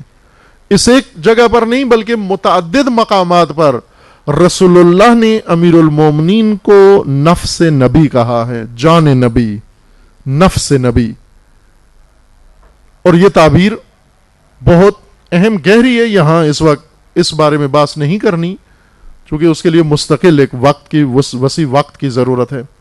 لیکن یہ مسلمات میں سے ہے کہ امام حسن و امام حسین علیہ السلام ابناءنا کے مصداق کے طور پر, اور حضرت سیدہ نساءنا کے مصداق کے طور پر, اور امیر المومنین نفس نبی کے طور پر, انفسنا و انفسکم, نفوس وہ تھے جو نجران سے آئے تھے, اور نفس نبی کے طور پر رسول اللہ کے نفس کے طور پر, جان نبی کے طور پر امیر المومنین تھے. یہ 5 ہستیاں جا کر بیٹھے. بیٹھتے ہی اسقف تھا, پادری تھا, بڑا عالم, اس نے دیکھتے ہی ان 5 ہستیوں کو, اس ترکیب کو, اس خاندان عصمت و طہارت کو دیکھا, لرزنے لگا, کانپنے لگا. معاونین دائیں بائیں جو اس کے بیٹھے ہوئے تھے سپورٹر, انہوں نے حوصلہ افزائی کی کہ ڈرو مت, گھبراؤ مت, لرزہ کیوں طاری ہو گیا ہے. تو کہنے لگا کہ جو نور کا جلوہ میں ان 5 ہستیوں کے اندر مشاہدہ کر رہا ہوں, اگر ان کے ہاتھ دعا کے لیے اٹھ گئے اور انہوں نے خدا سے اگر دعا کی, اگر یہ اللہ سے چاہیں کہ خدایا یہ پہاڑ یہاں سے نابود ہو جائے, پہاڑ ان کے اشارے سے سرک کے ختم ہو جائے گا. میں جو کچھ ان کے وجود کے اندر جلوہ نور مشاہدہ کر رہا ہوں, ہم ان کے ساتھ مباہلہ نہیں کرتے. ان کی دعا سے مسیحیت روح زمین سے مٹ جائے گی اگر ان 5 ہستیوں نے دعا کر دی, مباہلہ کر دیا, اگر امر اللہ کو سونپ دیا, اور ساتھ انہوں نے اگر دعا کر دی. چونکہ رسول اللہ جب اہل بیت کو لے کر گئے تو ساتھ یہ کہا کہ میں دعا کروں گا, آپ نے آمین کہنا ہے. 4 ہستیوں نے امین کہنا ہے اور رسول اللہ نے دعا کرنی ہے. دعا بھی لکھی ہوئی ہے تاریخ اس کتاب کے اندر, کتابوں کے اندر, روایات میں مباہلہ کی دعا کس طرح کی جاتی ہے. ائمہ اطہار نے وہ جملہ ذکر کیا ہے کہ جب کبھی مباہلہ کرنا پڑے تو ان الفاظ اور اس جملے اور اس ترکیب کے ساتھ اللہ سے دعا مانگو تم.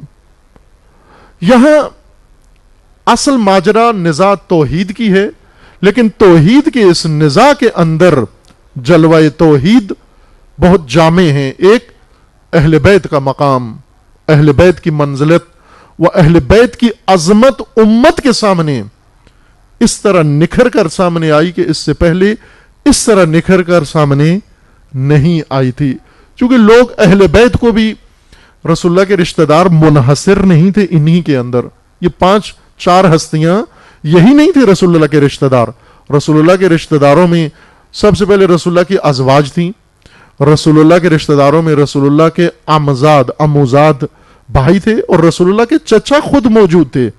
عباس ابن عبد المطلب سگے چچا رسول اللہ کے مباہلہ کے وقت موجود تھے. رشتہ دار موجود تھے.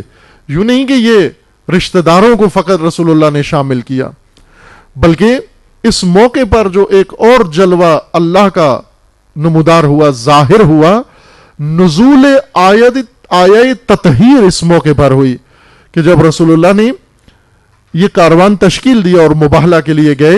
روایات کے اندر ہے کہ رسول اللہ کے سر اقدس پر ایک ردا تھی, وہی جس کو اردو میں کملی کہتے ہیں, کمبلی, کمبل سے کمبلی ہے, اور جس پہ ہمارے مسلمان مومنین خوش ہیں کہ یہ کملی کس کے لیے ہے؟ گناہکاروں کو چھپانے کے لیے. چونکہ کسی جگہ تو چھپانا ہے نا ردا کے نیچے. نہ عزیز من, آپ دیکھو کملی کس پہ ڈالتے ہیں رسول اللہ؟ ناپاکوں پہ کملی نہیں ڈالیں گے کبھی بھی. یہ رسول اللہ کی کملی ہے, اس میں مجرم نہیں چھپ سکتا. اس کملی میں صرف وہ ہستیاں آئیں نورانی.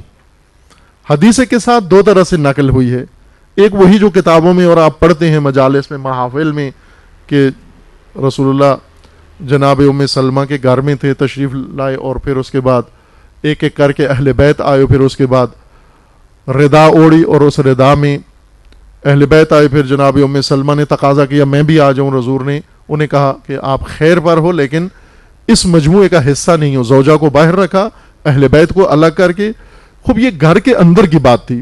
یہ حدیث قصہ کا جو ماجرا ہے یہ گھر کے اندر تھا, امت نہیں دیکھ رہی تھی. اس قصہ کے منظر کو صرف ام سلمہ زوجہ رسول اللہ دیکھ رہی تھی. ممکن ہے دونوں جگہ ہوا ہو, اگر ہم یہ کہیں گے دونوں مقام پر قصہ کا ماجرا تکرار ہوا ہے. حضرت ام سلمہ کے گھر میں بھی ہوا, حجرے میں بھی ہوا جہاں رسول اللہ تشریف لے گئے تھے, جو عموماً پڑھی جاتی ہے حدیث قصہ. لیکن مستند روایات کے مطابق حدیث قصہ روز مباہلہ نازل ہوئی ہے, بیان ہوئی ہے کہ جب رسول اللہ نے, بعض روایات میں کہ چلتے ہوئے ردا کے نیچے تھے, سائے کے نیچے تھے, وہیں کہ صبح کا وقت تھا, دھوپ نہیں تھی, لیکن پھر بھی ردا سر پر تھی, قصہ سر پر تھی, اور اس کے دائیں بائیں امام حسن و امام حسین علیہ السلام, اور پیچھے جناب سیدہ اور امیر المومنین. بعض روایات میں کہ یہ ردا رسول اللہ کے دوش پر تھی جب تک چل کے آ رہے تھے. جب آ کے بیٹھے وہاں پر تشریف فرما ہوئے, اس وقت ردا کا ایک کونا امام حسن کے سر پہ ڈالا, ایک کونا جناب امام حسین علیہ السلام کے, اور پیچھے والا حصہ ردا کا جناب سیدہ اور امیر المومنین کے سر کے اوپر تھا. اور اس وقت رسول اللہ نے پہلے اللہ سے عرض کی, اے پروردگار, ہا اولائے اہل بیتی, اے میرے رب, میرے پالنے والے, سنا کے امت کو سنا کر. یہ وہ منظر تھا جسے سینکڑوں لوگ دیکھ رہے تھے, یہ ایک حجرے کے اندر نہیں تھا, امت کے سامنے تھا. اور اس حدیث کو نقل کیا اہل سنت نے, یہی حدیث کے ساتھ نقل کی ہے کہ روز مباہلہ کی حدیث کے ساتھ.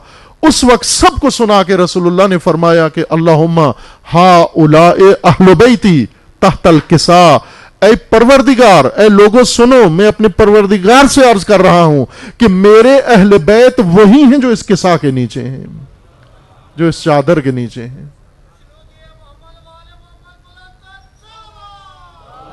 اللہم صل علی محمد.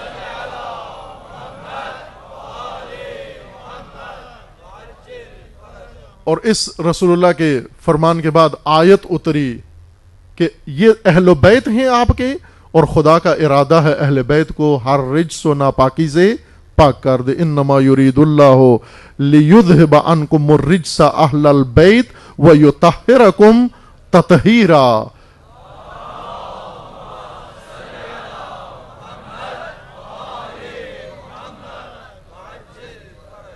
کہ یہ اسی مباہلہ کے وقت یہ جلوہ بھی رونما ہوا. اسقف اعظم نے جب یہ دیکھا یہ منظر لرزنے لگا اور اپنے ساتھیوں سے کہنے لگا کہ ان ہستیوں کے ساتھ مباہلہ نہیں کرنا، مسیحیت روئے زمین سے نابود ہو جائے گی اگر ان کے ہاتھ اٹھ گئے دعا کے لیے اور انہوں نے جھوٹے پر اگر لعنت طلب کی، مسیحیت روح زمین سے ختم ہو جائے گی. انہوں نے استفسار کی، تردید کی. ہوتا ہے ساتھی بسا اوقات کسی کو غلط کام پر اکساتے ہیں، ساتھیوں نے اکسایا کہ حوصلہ رکھو، اتنی جلدی شکست نہ کھاؤ، ہم آپ کے ساتھ ہیں. کہنے لگا کہ آپ توجہ کرو کہ رسول اللہ مباہلہ کے لیے آئے ہیں، آخری نبرد ہوتی ہے مباہلہ، چونکہ اس کے بعد عذاب کا نزول یقینی ہے اور خاتمہ حتمی ہے. کہا کہ میرے ذہن میں تھا، پہلے سے تھا کہ اگر یہ رسول ایک پورا لشکر لے کر آئے، جنگجو لے کر آئے، بڑے بڑے سردار ساتھ لے کر آئے، طاقت کا مظاہرہ کرنے اگر آئے تو مجھے یقین ہو جائے گا کہ مباہلہ کا نتیجہ ہمارے حق میں ہوگا. کیوں؟ اس لیے کہ یہ رسول عوام کی طاقت کا مظاہرہ کر کے ہمیں مرعوب کرنا چاہتا ہے. اگر عوام کو طاقت بنا کے ہمارے سامنے لایا، مجھے یقین ہو جائے گا کہ یہ رسول سچے نہیں ہیں. لیکن میں نے دیکھا کہ عوام اس کے ساتھ ہیں، مدینہ اس کے ساتھ ہے، صحابہ اس کے ساتھ ہیں، ہمراہ ہیں، لشکر ہے، جنگجو ہیں، شمشیر زن ان کے لشکر کے اندر موجود ہیں، فدائی موجود ہیں.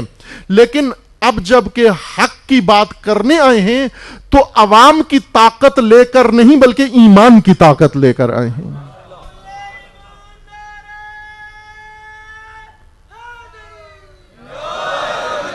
کہا آپ مشاہدہ نہیں کر رہے کہ یہ عوام کی طاقت لے کر نہیں آئے؟ کون ایسے کرتا ہے جہاں پر فقط اپنے بچوں کو لے کر آئے، اپنی اولاد کو لے کر آئے، اپنا لخت جگر لے کر آئے، اپنی تنہا بیٹی کو لے کر آئے اور اپنے نفس کو لے کر آئے، نفس نبی کو لے کر آئے. یہ سرمایہ نبی ہے. یہ وہی کر سکتا ہے جس کو یقین ہے، یہ وہی کر سکتا ہے جس کا خدا سے تعلق ہے، یہ وہی کر سکتا ہے جو اس مقام پہ فائز ہے کہ اگر اس کی زبان سے ایک جملہ بھی نکل گیا مسیحیت نابود ہو جائے گی. کہ اگر یہ عوامی طاقت لے کر آتا ساتھ یہ نبی، میں یقیناً مباہلہ کرتا. لیکن میں نے دیکھا کہ لوگوں کی طاقت کا مظاہرہ نہیں کر رہا. عزیز من، مباہلہ ایک طرح سے کل دین ہے، توحید ناب ہے. امامت مباہلہ میں ہے، رسالت مباہلہ میں ہے، عصمت مباہلہ میں ہے، طہارت مباہلہ میں ہے، قرآن مباہلہ میں ہے، دین سارا مباہلہ کے اندر موجود ہے. اگر مباہلہ کے اندر تدبر کیا ہوتا، تعصب نہ کیا ہوتا، سارا دین مباہلہ سے سمجھا جا سکتا ہے. امام خمینی رضوان اللہ تعالی علیہ جب انقلاب اسلامی کامیاب ہو گیا، کامیاب ہونے کے بعد امام قم میں آئے چند دن کے لیے، پھر بیماری کی وجہ سے ڈاکٹروں کے مشورے سے قم چھوڑنا پڑا، چونکہ قم کی آب و ہوا بہت ناگوار ہے، نامناسب ہے. ڈاکٹروں نے کہا کہ ان کو کسی اچھے نقطے پر بھیجا جائے. تہران کے جوار میں ایک دیہات میں جمران میں چلے گئے، وہ گاؤں ہیں وہاں پر، ابھی بھی گاؤں ہیں، وہاں چلے گئے. اس دوران جب قم میں تھے، امام کو ایک اپنا پرانا انقلابی ساتھی عالم دین نظر آئے جو انقلاب کی نہضت کے دوران امام کے ہمراہ تھے.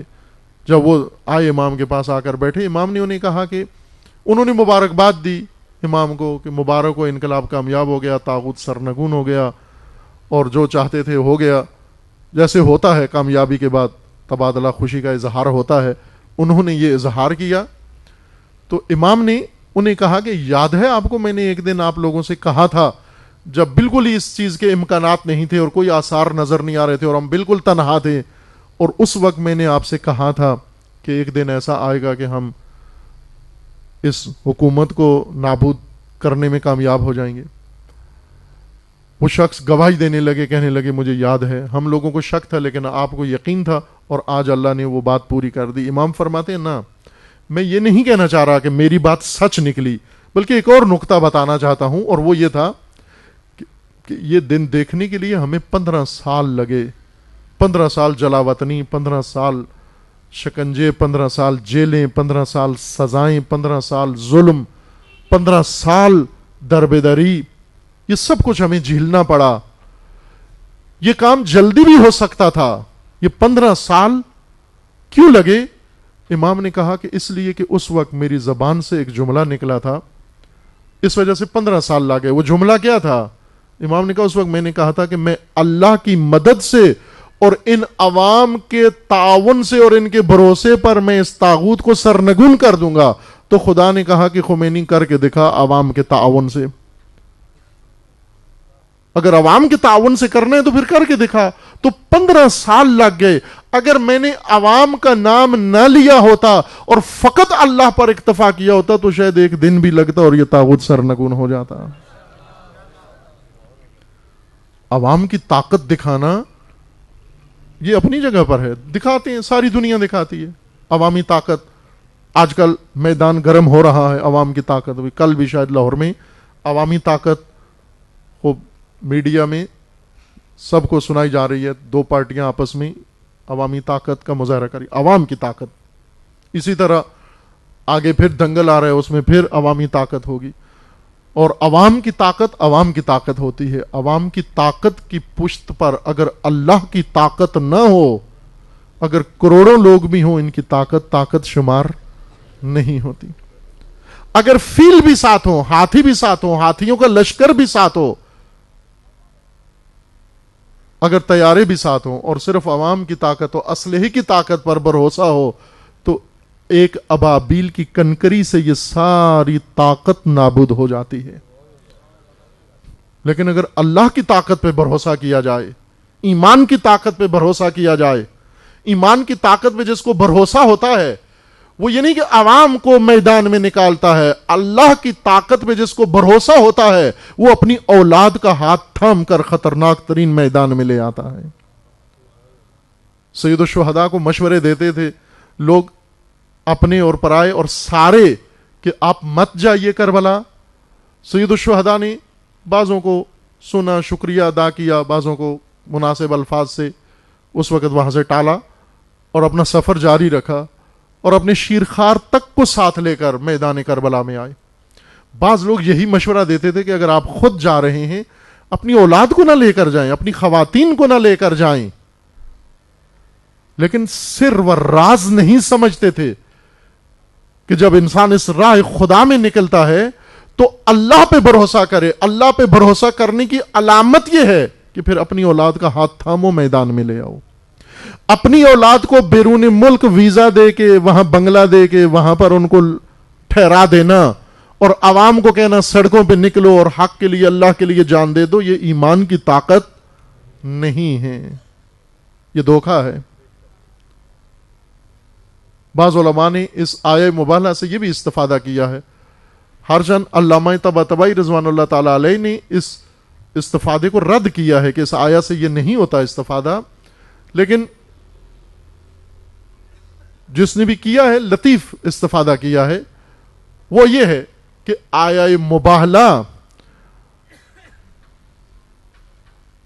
یہ جائز قرار دیتی ہے۔ البتہ اس نے لازمی کا لفظ استعمال کیا، جس پر علامہ نے اعتراض کیا ہے کہ لزوم ثابت نہیں ہوتا، لازمی نہیں ثابت ہوتا، لیکن جواز حتماً ثابت ہوتا ہے کہ راہ خدا میں خواتین کو بھی مردوں کے ساتھ ویسے ہی آنا ہے جیسے مردوں کے لیے لازمی ہے۔ یہ بعض اہل تفسیر نے استنباط کیا کہ لازمی ہے عورتوں کا مردوں کے شانہ بشانہ آنا، چونکہ مباہلہ کے اندر جناب سیدہ امیر المومنین کے ہمراہ اس مارکے میں رسول اللہ کی قیادت میں تشریف لائیں، بچے تک آئے، بچے بھی آئے. یہی بچوں کی شمولیت کو علامہ طباطبائی رضوان اللہ علیہ نے دلیل قرار دیا کہ لزوم نہیں استفادہ ہوتا، چونکہ بچے مکلف نہیں ہوتے لیکن جواز ثابت ہو جاتا ہے. عزیزان من، مباہلہ یہ بات ثابت کرتا ہے کہ انسان کی متاع اولاد ہیں، انسان کی متاع وہ لوگ ہیں جن کی خاطر انسان اپنی زندگی ساری گنوا بیٹھتا ہے، جن کی خاطر بال بچوں کے لیے انسان سب کچھ کرتا ہے. یہ جو لوگ لگے ہوئے ہیں سارا دن رات سردی گرمی کے اندر، حبس و تپش کے اندر، بیماری کی حالت میں اپنی جان گنوا رہے ہیں، پوچھو کیوں کر رہے ہو؟ کہ تم بیوی بچوں کے لیے کر رہے ہیں. لیکن ایک میدان ایسا ہے کہ جہاں پر انسان آ کر اپنی یہ متاع بھی پیش کرے. رسول اللہ نے یہ تعارف بھی کروا دیا، توحید کی گواہی خاندان توحید سے دلوا دی، خاندان عصمت و طہارت سے دلوا دی. اور یہ ہستیاں ہی باعث بنی کہ مباہلہ ہوا ہی نہیں اور نجران، اہل نجران تسلیم ہو گئے. کہا یا رسول اللہ ہم مباہلہ نہیں کرتے، مصالحہ کرتے ہیں، سلو کرتے ہیں. سلو کا مطلب یہ ہے کہ ہم مسلمان نہیں ہوتے، عیسائیت کو نہیں چھوڑتے، لیکن آپ سے ٹکر بھی نہیں لیتے، آپ کے مقابلے میں بھی نہیں آتے، مباہلہ بھی نہیں کرتے، اللہ سے دعا بھی نہیں کرتے، تسلیم ہوتے ہیں، جزیہ دیتے ہیں. جیسا آپ حکم دیں گے، آپ کی سلطنت و حکومت کے زیر سایہ آپ کو حاکم مان کر آپ کی حکومت میں اپنے مذہب پر عمل پیرا ہوں گے. کہ یہ اسلام کا ایک خوبصورت پہلو ہے کہ اگر کوئی دینی حکومت کے اندر اپنے دین پر رہنا چاہتا ہے، بے شک آزادی سے رہے، لیکن دینی حکومت کے قواعد کو مان کر، تسلیم ہو کر، اطاعت کر کے وہاں رہ سکتا ہے، اپنے مذہب کے مطابق عمل کرے. رسول اللہ نے ان کو اجازت دی اور جزیہ مقرر کیا. بعد میں روایات میں آیا کہ بعد میں یہی وفد اور اس کے سرکردہ افراد چونکہ ابھی اپنی قوم، قبیلے اور اپنے نظام کے نمائندے بن کر آئے تھے، انہیں یہ اختیار نہیں تھا کہ یہیں پر اسلام قبول کر لیں. واپس جا کر انہوں نے نمائندگیوں سے استعفیٰ دیا، چھوڑی، اور خود آئے مدینہ میں آ کر رسول اللہ کے ہاتھ پر بیعت کی اور اسلام قبول کیا اور تسلیم ہو گئی. سرکردہ افراد اس وفد کے. مباہلہ وہ آخری نہائی نبرد ہے، جنگ ہے. مقاتلہ کے بھی بعد، مقاتلہ میں بچ جانے کا احتمال ہے، مباہلہ میں بچ جانے کا احتمال نہیں ہے. مباہلہ کا ہتھیار عزم ہے، یقین ہے، ایمان ہے، اللہ کے اوپر بھروسہ ہے. مباہلہ بہت کچھ ثابت کرتا ہے، لیکن کچھ لوگ آئے ایسے نافہم و نادان جنہوں نے مباہلہ کو بھی متنازع بنانے کی کوشش کی، خود مباہلہ کے اوپر تنازع کھڑا کر دیا. اور وہ مباہلہ کے اوپر تنازع یہ کھڑا کیا کہ انفسنا سے امیر المومنین کی فضیلت و برتری ثابت نہیں ہوتی، بلکہ ایک نے تو بڑھ کر یہاں تک تعصب کا اظہار کر دیا کہ سرے سے مباہلہ میں علی شامل ہی نہیں تھے. اور اس کی تان کی علماء اہل سنت نے. کتنا نادان احمق انسان ہے کہ جس بات کے اوپر اجماع موجود ہے تمام علماء کے اندر، یہ اس کا انکار کر رہا ہے. اس سے بہت اعلیٰ ترین مقام امیر المومنین کا ثابت ہوتا ہے اسی تعبیر سے، انفسنا سے، ابناءنا و نساءنا سے برتر تعبیر انفسنا ہے. کہ یہاں وقت نہیں، کسی اور فرصت و مناسب موقع پر انشاءاللہ اس کی طرف اشارہ کروں گا آپ کی خدمت میں اگر توفیق ہوئی. نفس نبی ہونے کا معنی کیا ہے، کب کہا جاتا ہے نفس نبی، معیار کیا ہے نفس نبی ہونے کے لیے. لیکن بعضوں نے آ کر خود اسی کو متنازع قرار دیا. ناسبیت جن کے اندر کینہ ہے اہل البیت کا، سب سے زیادہ ان کو یہی آیت تطہیر چبھتی ہے، سب سے زیادہ ان کو یہی آیہ مباہلہ چبھتی ہے. اور آیہ مباہلہ کی ہی تحریف کی. تحریف بڑا خطرہ ہے. دین کو، اسلام کو، قرآن کو و تشیع کو تحریف کا بہت خطرہ درپیش ہے. گزشتہ فروری نہ بلکہ جون میں، اسی 2015 کے جون میں رہبر معظم نے امام خمینی رضوان اللہ تعالی علیہ کی برسی کے موقع پر امام خمینی کے مزار پر تقریر کی، اور وہاں علماء غیر علماء سب جمع تھے. چونکہ ایران کے اندر یہ ایک مرکزی تقریب ہوتی ہے جس میں لاکھوں لوگ شریک ہوتے ہیں، سرکردہ ترین حکومتی افراد اور نیچے تک عوام تک، اور غیر ملکی لوگ بھی اس میں ہوتے ہیں. پاکستان میں بھی ہر سال یہاں سے وفود جاتے ہیں، اس پروگرام میں شریک ہوتے ہیں. اس تقریر میں متوجہ کیا سامنے جو بیٹھے ہوئے لوگ تھے انہیں بھی اور جو سن رہے تھے انہیں بھی کہ بہت بڑا خطرہ انقلاب کو و نظام کو ایران کے اندر درپیش ہے. تحریف کا خطرہ، امام خمینی کی تحریف، امام خمینی کی فکر کی تحریف اور ان کی راہ کی تحریف کی جا رہی ہے. تحریف یعنی ہیر پھیر کرنا، ان کی راہ کو توڑ مروڑ کر پیش کرنا، ان کی فکر کو بدل کے رد و بدل کر کے پیش کرنا تحریف ہے. یہ تحریف کا جرم یہود نے شروع کیا، جن میں قرآن کریم میں ذکر ہے، ماہر تھے، ایکسپرٹ تھے، یہ آسمانی کتابوں میں تحریف کرتے تھے، یہ ہیر پھیر کر کے بیان کرتے تھے. اور قرآن کریم میں ظاہراً تحریف نہیں ہے، الفاظ کی تحریف نہیں ہے. یہ شیعہ پر ایک بھیجا تہمت ہے، بدگمانی ہے، تعصب ہے کہ شیعہ معتقد ہیں کہ قرآن میں تحریف ہوئی ہے. نعوذ باللہ من ذالک. جو قرآن موجود ہے من ان، وہی قرآن ہے جو اللہ تعالیٰ نے رسول اللہ پر نازل فرمایا ہے. اس کے اندر زیر زبر کی بھی کمی بیشی نہیں ہے. ایک دوسرا یہ کہا جاتا ہے کہ اس کی ترتیب میں فرق ڈالا گیا ہے، چونکہ رسول اللہ کے زمانے میں ترتیب کچھ اور تھی، بعد میں لوگوں نے ترتیب بدل دی. یہ بھی غلط ہے، تہمت ہے، جہالت و نادانی ہے. ترتیب بھی وہی ہے جو رسول اللہ نے اپنے حکم سے ترتیب دی تھی. چونکہ جب آیت نازل ہوتی تھی رسول اللہ خود فرمان دیتے تھے کاتبین وحی کو، اس آیت کو کن آیات کے ساتھ ملا کر لکھیں اور کس سورہ کا حصہ بنائیں. بعضوں نے اپنے تئیں اہل بیت کی حمایت کے لیے یہ جہالت منہ سے نکلی ان کی کہ آیت تطہیر سورہ احزاب کی آیت 33 کے اندر یہ کہیں اور تھی اور اس کو یہاں لگا دیا گیا. چونکہ پہلے ازواج کا تذکرہ ہے، فوراً اس کے بعد آیت تطہیر کا تذکرہ ہے. بعض نے کہا کہ یہ رسول اللہ کے حکم سے نہیں ہوا بلکہ دوسروں کے حکم سے ہوا. نہ، یہ نادانی ہے، یہ جہالت ہے. آیت تطہیر رسول اللہ پر نازل ہوئی، آیت تطہیر رسول اللہ کے حکم سے سورہ احزاب کا جز بنی. آیت تطہیر جس آیت کے اندر رکھی گئی رسول اللہ کے حکم سے رکھی گئی، حکمت الہی و حکم خدا سے رکھی گئی، تحریف نہیں ہے. لیکن بعض آئے، انہوں نے آ کر مبالغہ کے اندر تحریف کی، انفس میں تحریف کی، انفس کے معنی میں تحریف کی. انفسنا و انفسکم، انفسا سے مراد یعنی ہم خود، نہ، انفسا سے مراد ہم خود نہیں ہیں. قرآن غور سے پڑھیں، تدبر کریں قرآن میں، چونکہ قرآن میں ہے کہ ندعو ابناءنا، ہم دعوت دیں، ہم داعی بنیں. مدعو اور ہے، داعی اور ہے. ہم دعوت دیں، کس کو دیں؟ اپنے بچوں کو دعوت دیں. ہم دعوت دیں، اپنی نساء کو دعوت دیں، اور ہم دعوت دیں اپنے انفس و نفوس کو دعوت دیں. کوئی اپنے آپ کو دعوت دے سکتا ہے؟ کوئی کہے میں نے اپنے آپ کی دعوت کی ہے، آج میں نے اپنے آپ کو دعوت دی ہے.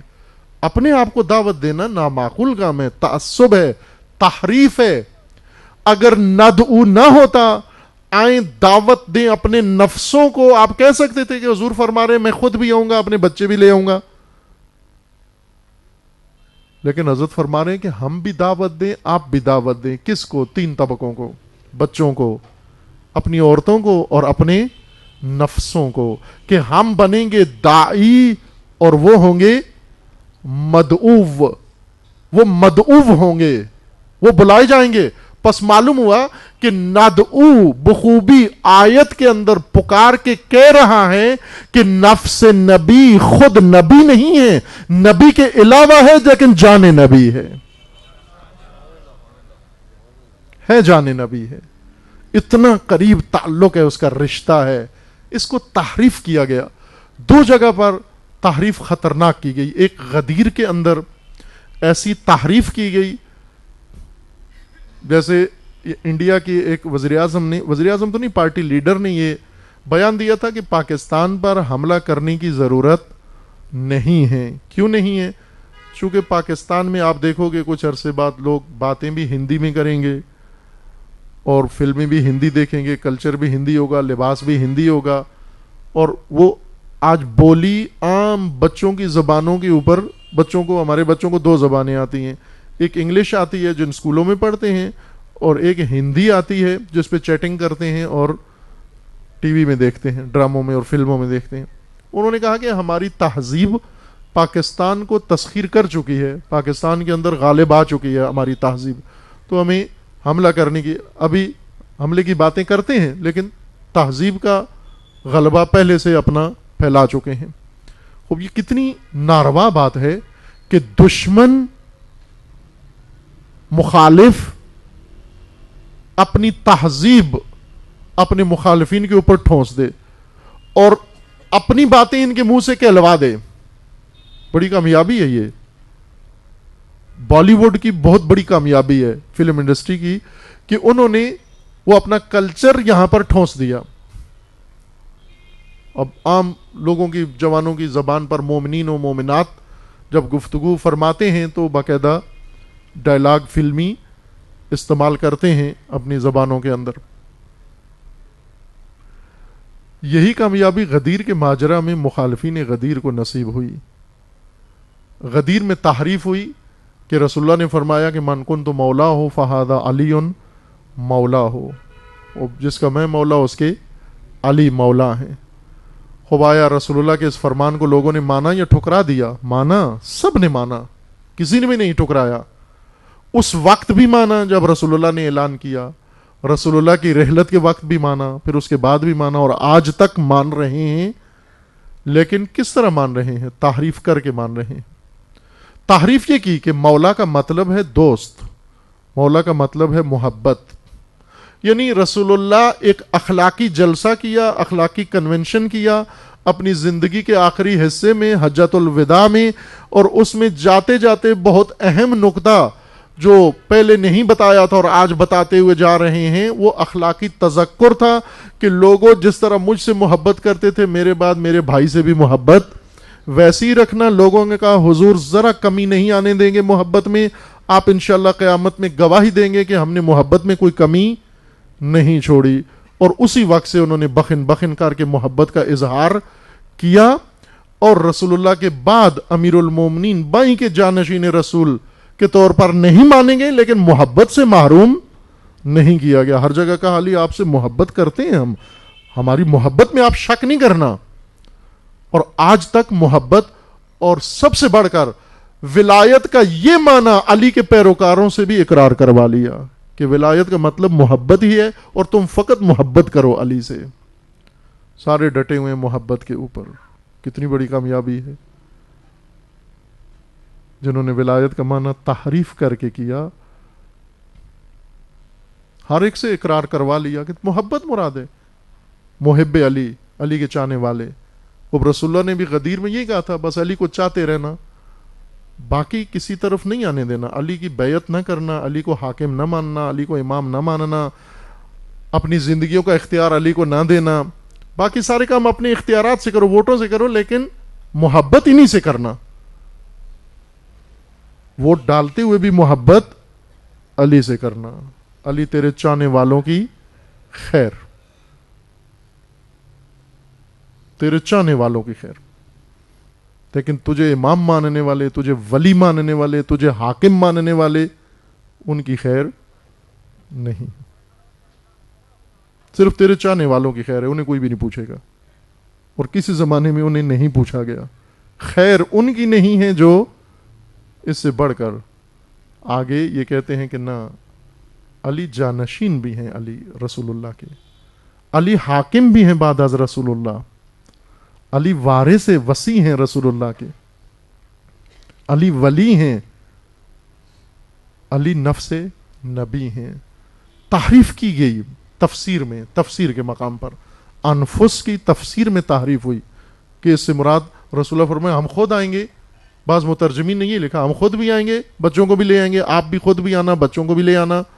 یہ نہیں فرما رہے, فرما رہے میں آپ کو بھی کہتا ہوں اور خود بھی, بچوں کو بھی لائیں گے, خواتین کو بھی لائیں گے, اور اپنے نفس کو بھی لائیں گے. کہ یہ بہت خوبصورت, بڑی ظریف اور لطیف تعبیر ہے. اس وقت تحریف مباہلہ کے متعلق اور تحریف ولایت کے متعلق و غدیر کے متعلق بعض تحریف کی شکلیں بڑی ظریف ہیں, نفیس ہیں, غیر محسوس ہیں, اس حد تک خطرناک تحریف ہے کہ علی کے چاہنے والوں کے اوپر بھی ٹھونس دی گئی ہیں. تحریف شدہ معانی و تحریف شدہ ولایت. اس لیے مباہلہ کو دوبارہ پڑھنے کی ضرورت ہے. غدیر کی اثر نو سبق جو علامہ اقبال کہتے تھے کہ سبق پھر پڑھ, صداقت کا, شجاعت کا, عدالت کا, لیا جائے گا کام تجھ سے دنیا کی امامت کا. سبق پھر پڑھ, وہ سبق دوبارہ پڑھ, بھول گیا ہے, تیرے معلم صحیح سبق نہیں پڑھا رہے, تجھے سبق پڑھا رہے ہیں MI6 کا. سبق پڑھ رسول کا, سبق پڑھ غدیر کا, سبق پڑھ مباہلہ کا. محرم آ رہا ہے, درپیش ہے ایام عزا, سبق کا وقت آ رہا ہے. وہ سبق کربلا و عاشورہ, نہ سبق آبا و اسلاف. رسول اللہ و آل رسول اہل البیت کا سبق محرم, یہی سبق پڑھنے اور پڑھانے کا وقت ہے. اور پڑھیں یہ سبق, کوئی دوسرے نہیں پڑھاتے, پیشہ ور نہیں پڑھاتے, خود پڑھیں. یہ سبق ممنوع تو نہیں ہے, اس کے لیے ایڈمیشن کی ضرورت نہیں ہے, فیس نہیں چاہیے, اس کے لیے ارادہ چاہیے. ارادہ کریں اور سبق عاشورہ و کربلا کا پڑھیں. اگر آپ نے چھوڑ دیا, دوسرے آ کر آپ کو تحریف شدہ سبق پڑھائیں گے اور پڑھا کر دور لے جائیں گے, اس حقیقت سے دور لے جائیں گے. مباہلہ کا سبق لوگوں نے اگر پڑھا ہوتا, نفس نبی کو پہچانا ہوتا, تو آج یہ حالت نہ ہوتی. نفس نبی کی معرفت کی ضرورت ہے کہ خداوند تبارک و تعالیٰ کی بارگاہ میں دعا گو ہیں, پروردگارا بحق رسول اللہ, بحق امیر المومنین, بحق اہل البیت, بحق زہرا, بحق حسنین, بحق اولاد علی, پروردگارا ہم سب کو قرآن و اطرت کی معرفت عطا فرما. پروردگارا ہم سب کو اپنے دین کی معرفت عطا فرما. پروردگارا ہم سب کو اپنی ذات کی معرفت عطا فرما, اپنی ذات کا قرب نصیب فرما. پروردگارا ہم سب کو جب تک زندہ ہیں قرآن و اطرت کے ساتھ محشور فرما. پروردگارا موت کے بعد ہمیں قرآن و اطرت کے ساتھ محشور فرما. پروردگارا تمام ملت اسلامیہ کے اندر ظلم و ستم کا خاتمہ فرما. ان ظالمین کو ظلم سمیت نیست و نابود فرما. ان کے حامیوں اور بانیوں کو رسوا فرما. خدا بندہ امت اسلامیہ کے اندر اتحاد و اتفاق قائم فرما.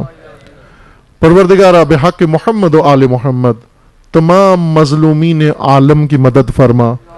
مظلومین یمن کی مدد فرما. مظلومین عراق و شام کی مدد فرما. خدا بندہ بحق محمد و آل محمد امت اسلامیہ کو فتنوں سے رہائی عطا فرما.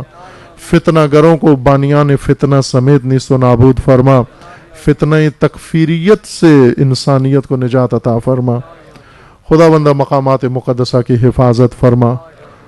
پروردگارہ حزب اللہ کو کامیابی عطا فرما. سید مقاومت سید حسن نصر اللہ کی حفاظت فرما. رہبر معظم انقلاب اسلامی کا سایہ دراز فرما. انقلاب اسلامی کو دشمنوں کے شر سے محفوظ فرما. انقلاب اسلامی کو انقلاب امام زمان سے متصل فرما. مملکت پاکستان کی حفاظت فرما. اس ملک کو اندرونی بیرونی دشمنوں کے شر سے محفوظ فرما. ملک کے ساتھ خیانت کرنے والوں کو رسوا فرما. ملک کے اندر امن و امان قائم فرما. دہشت گردی, فرقہ واریت, فتنہ و فساد اور نفاق پھیلانے والوں کو نیست و نابود فرما. ان کے حامیوں بانیوں کو رسوا فرما. پیروان امیر المومنین عزاداران سید الشہداء جہاں کہیں بھی ہیں, بالخصوص سعودی عرب میں, یمن میں, بحرین میں, عراق میں, شام میں, لبنان میں و بالاخص پاکستان میں, سب کے عزت و جان و ناموس کی حفاظت فرما. مجالس اعضاء کی حفاظت فرما. پروردگار بحق محمد و آل محمد اپنے ولی حق ولی اللہ العظم اجل اللہ تعالی فرج و شریف کا جلد از جلد ظہور فرما. ہمیں حضرت کے اعوان و انصار میں سے ہونے کی توفیق عطا فرما. آپ سب اپنی اس عمل خیر، اس ذکر کی قبولی کے لیے، بانی مجلس کے اس اہتمام کی قبولی کے لیے 3 دفعہ خوشنودی رسول اللہ و آل رسول اللہ کے لیے، خوشنودی خدا کے لیے 3 دفعہ بلند آواز سے صلوات پڑھیے محمد و آل محمد پر.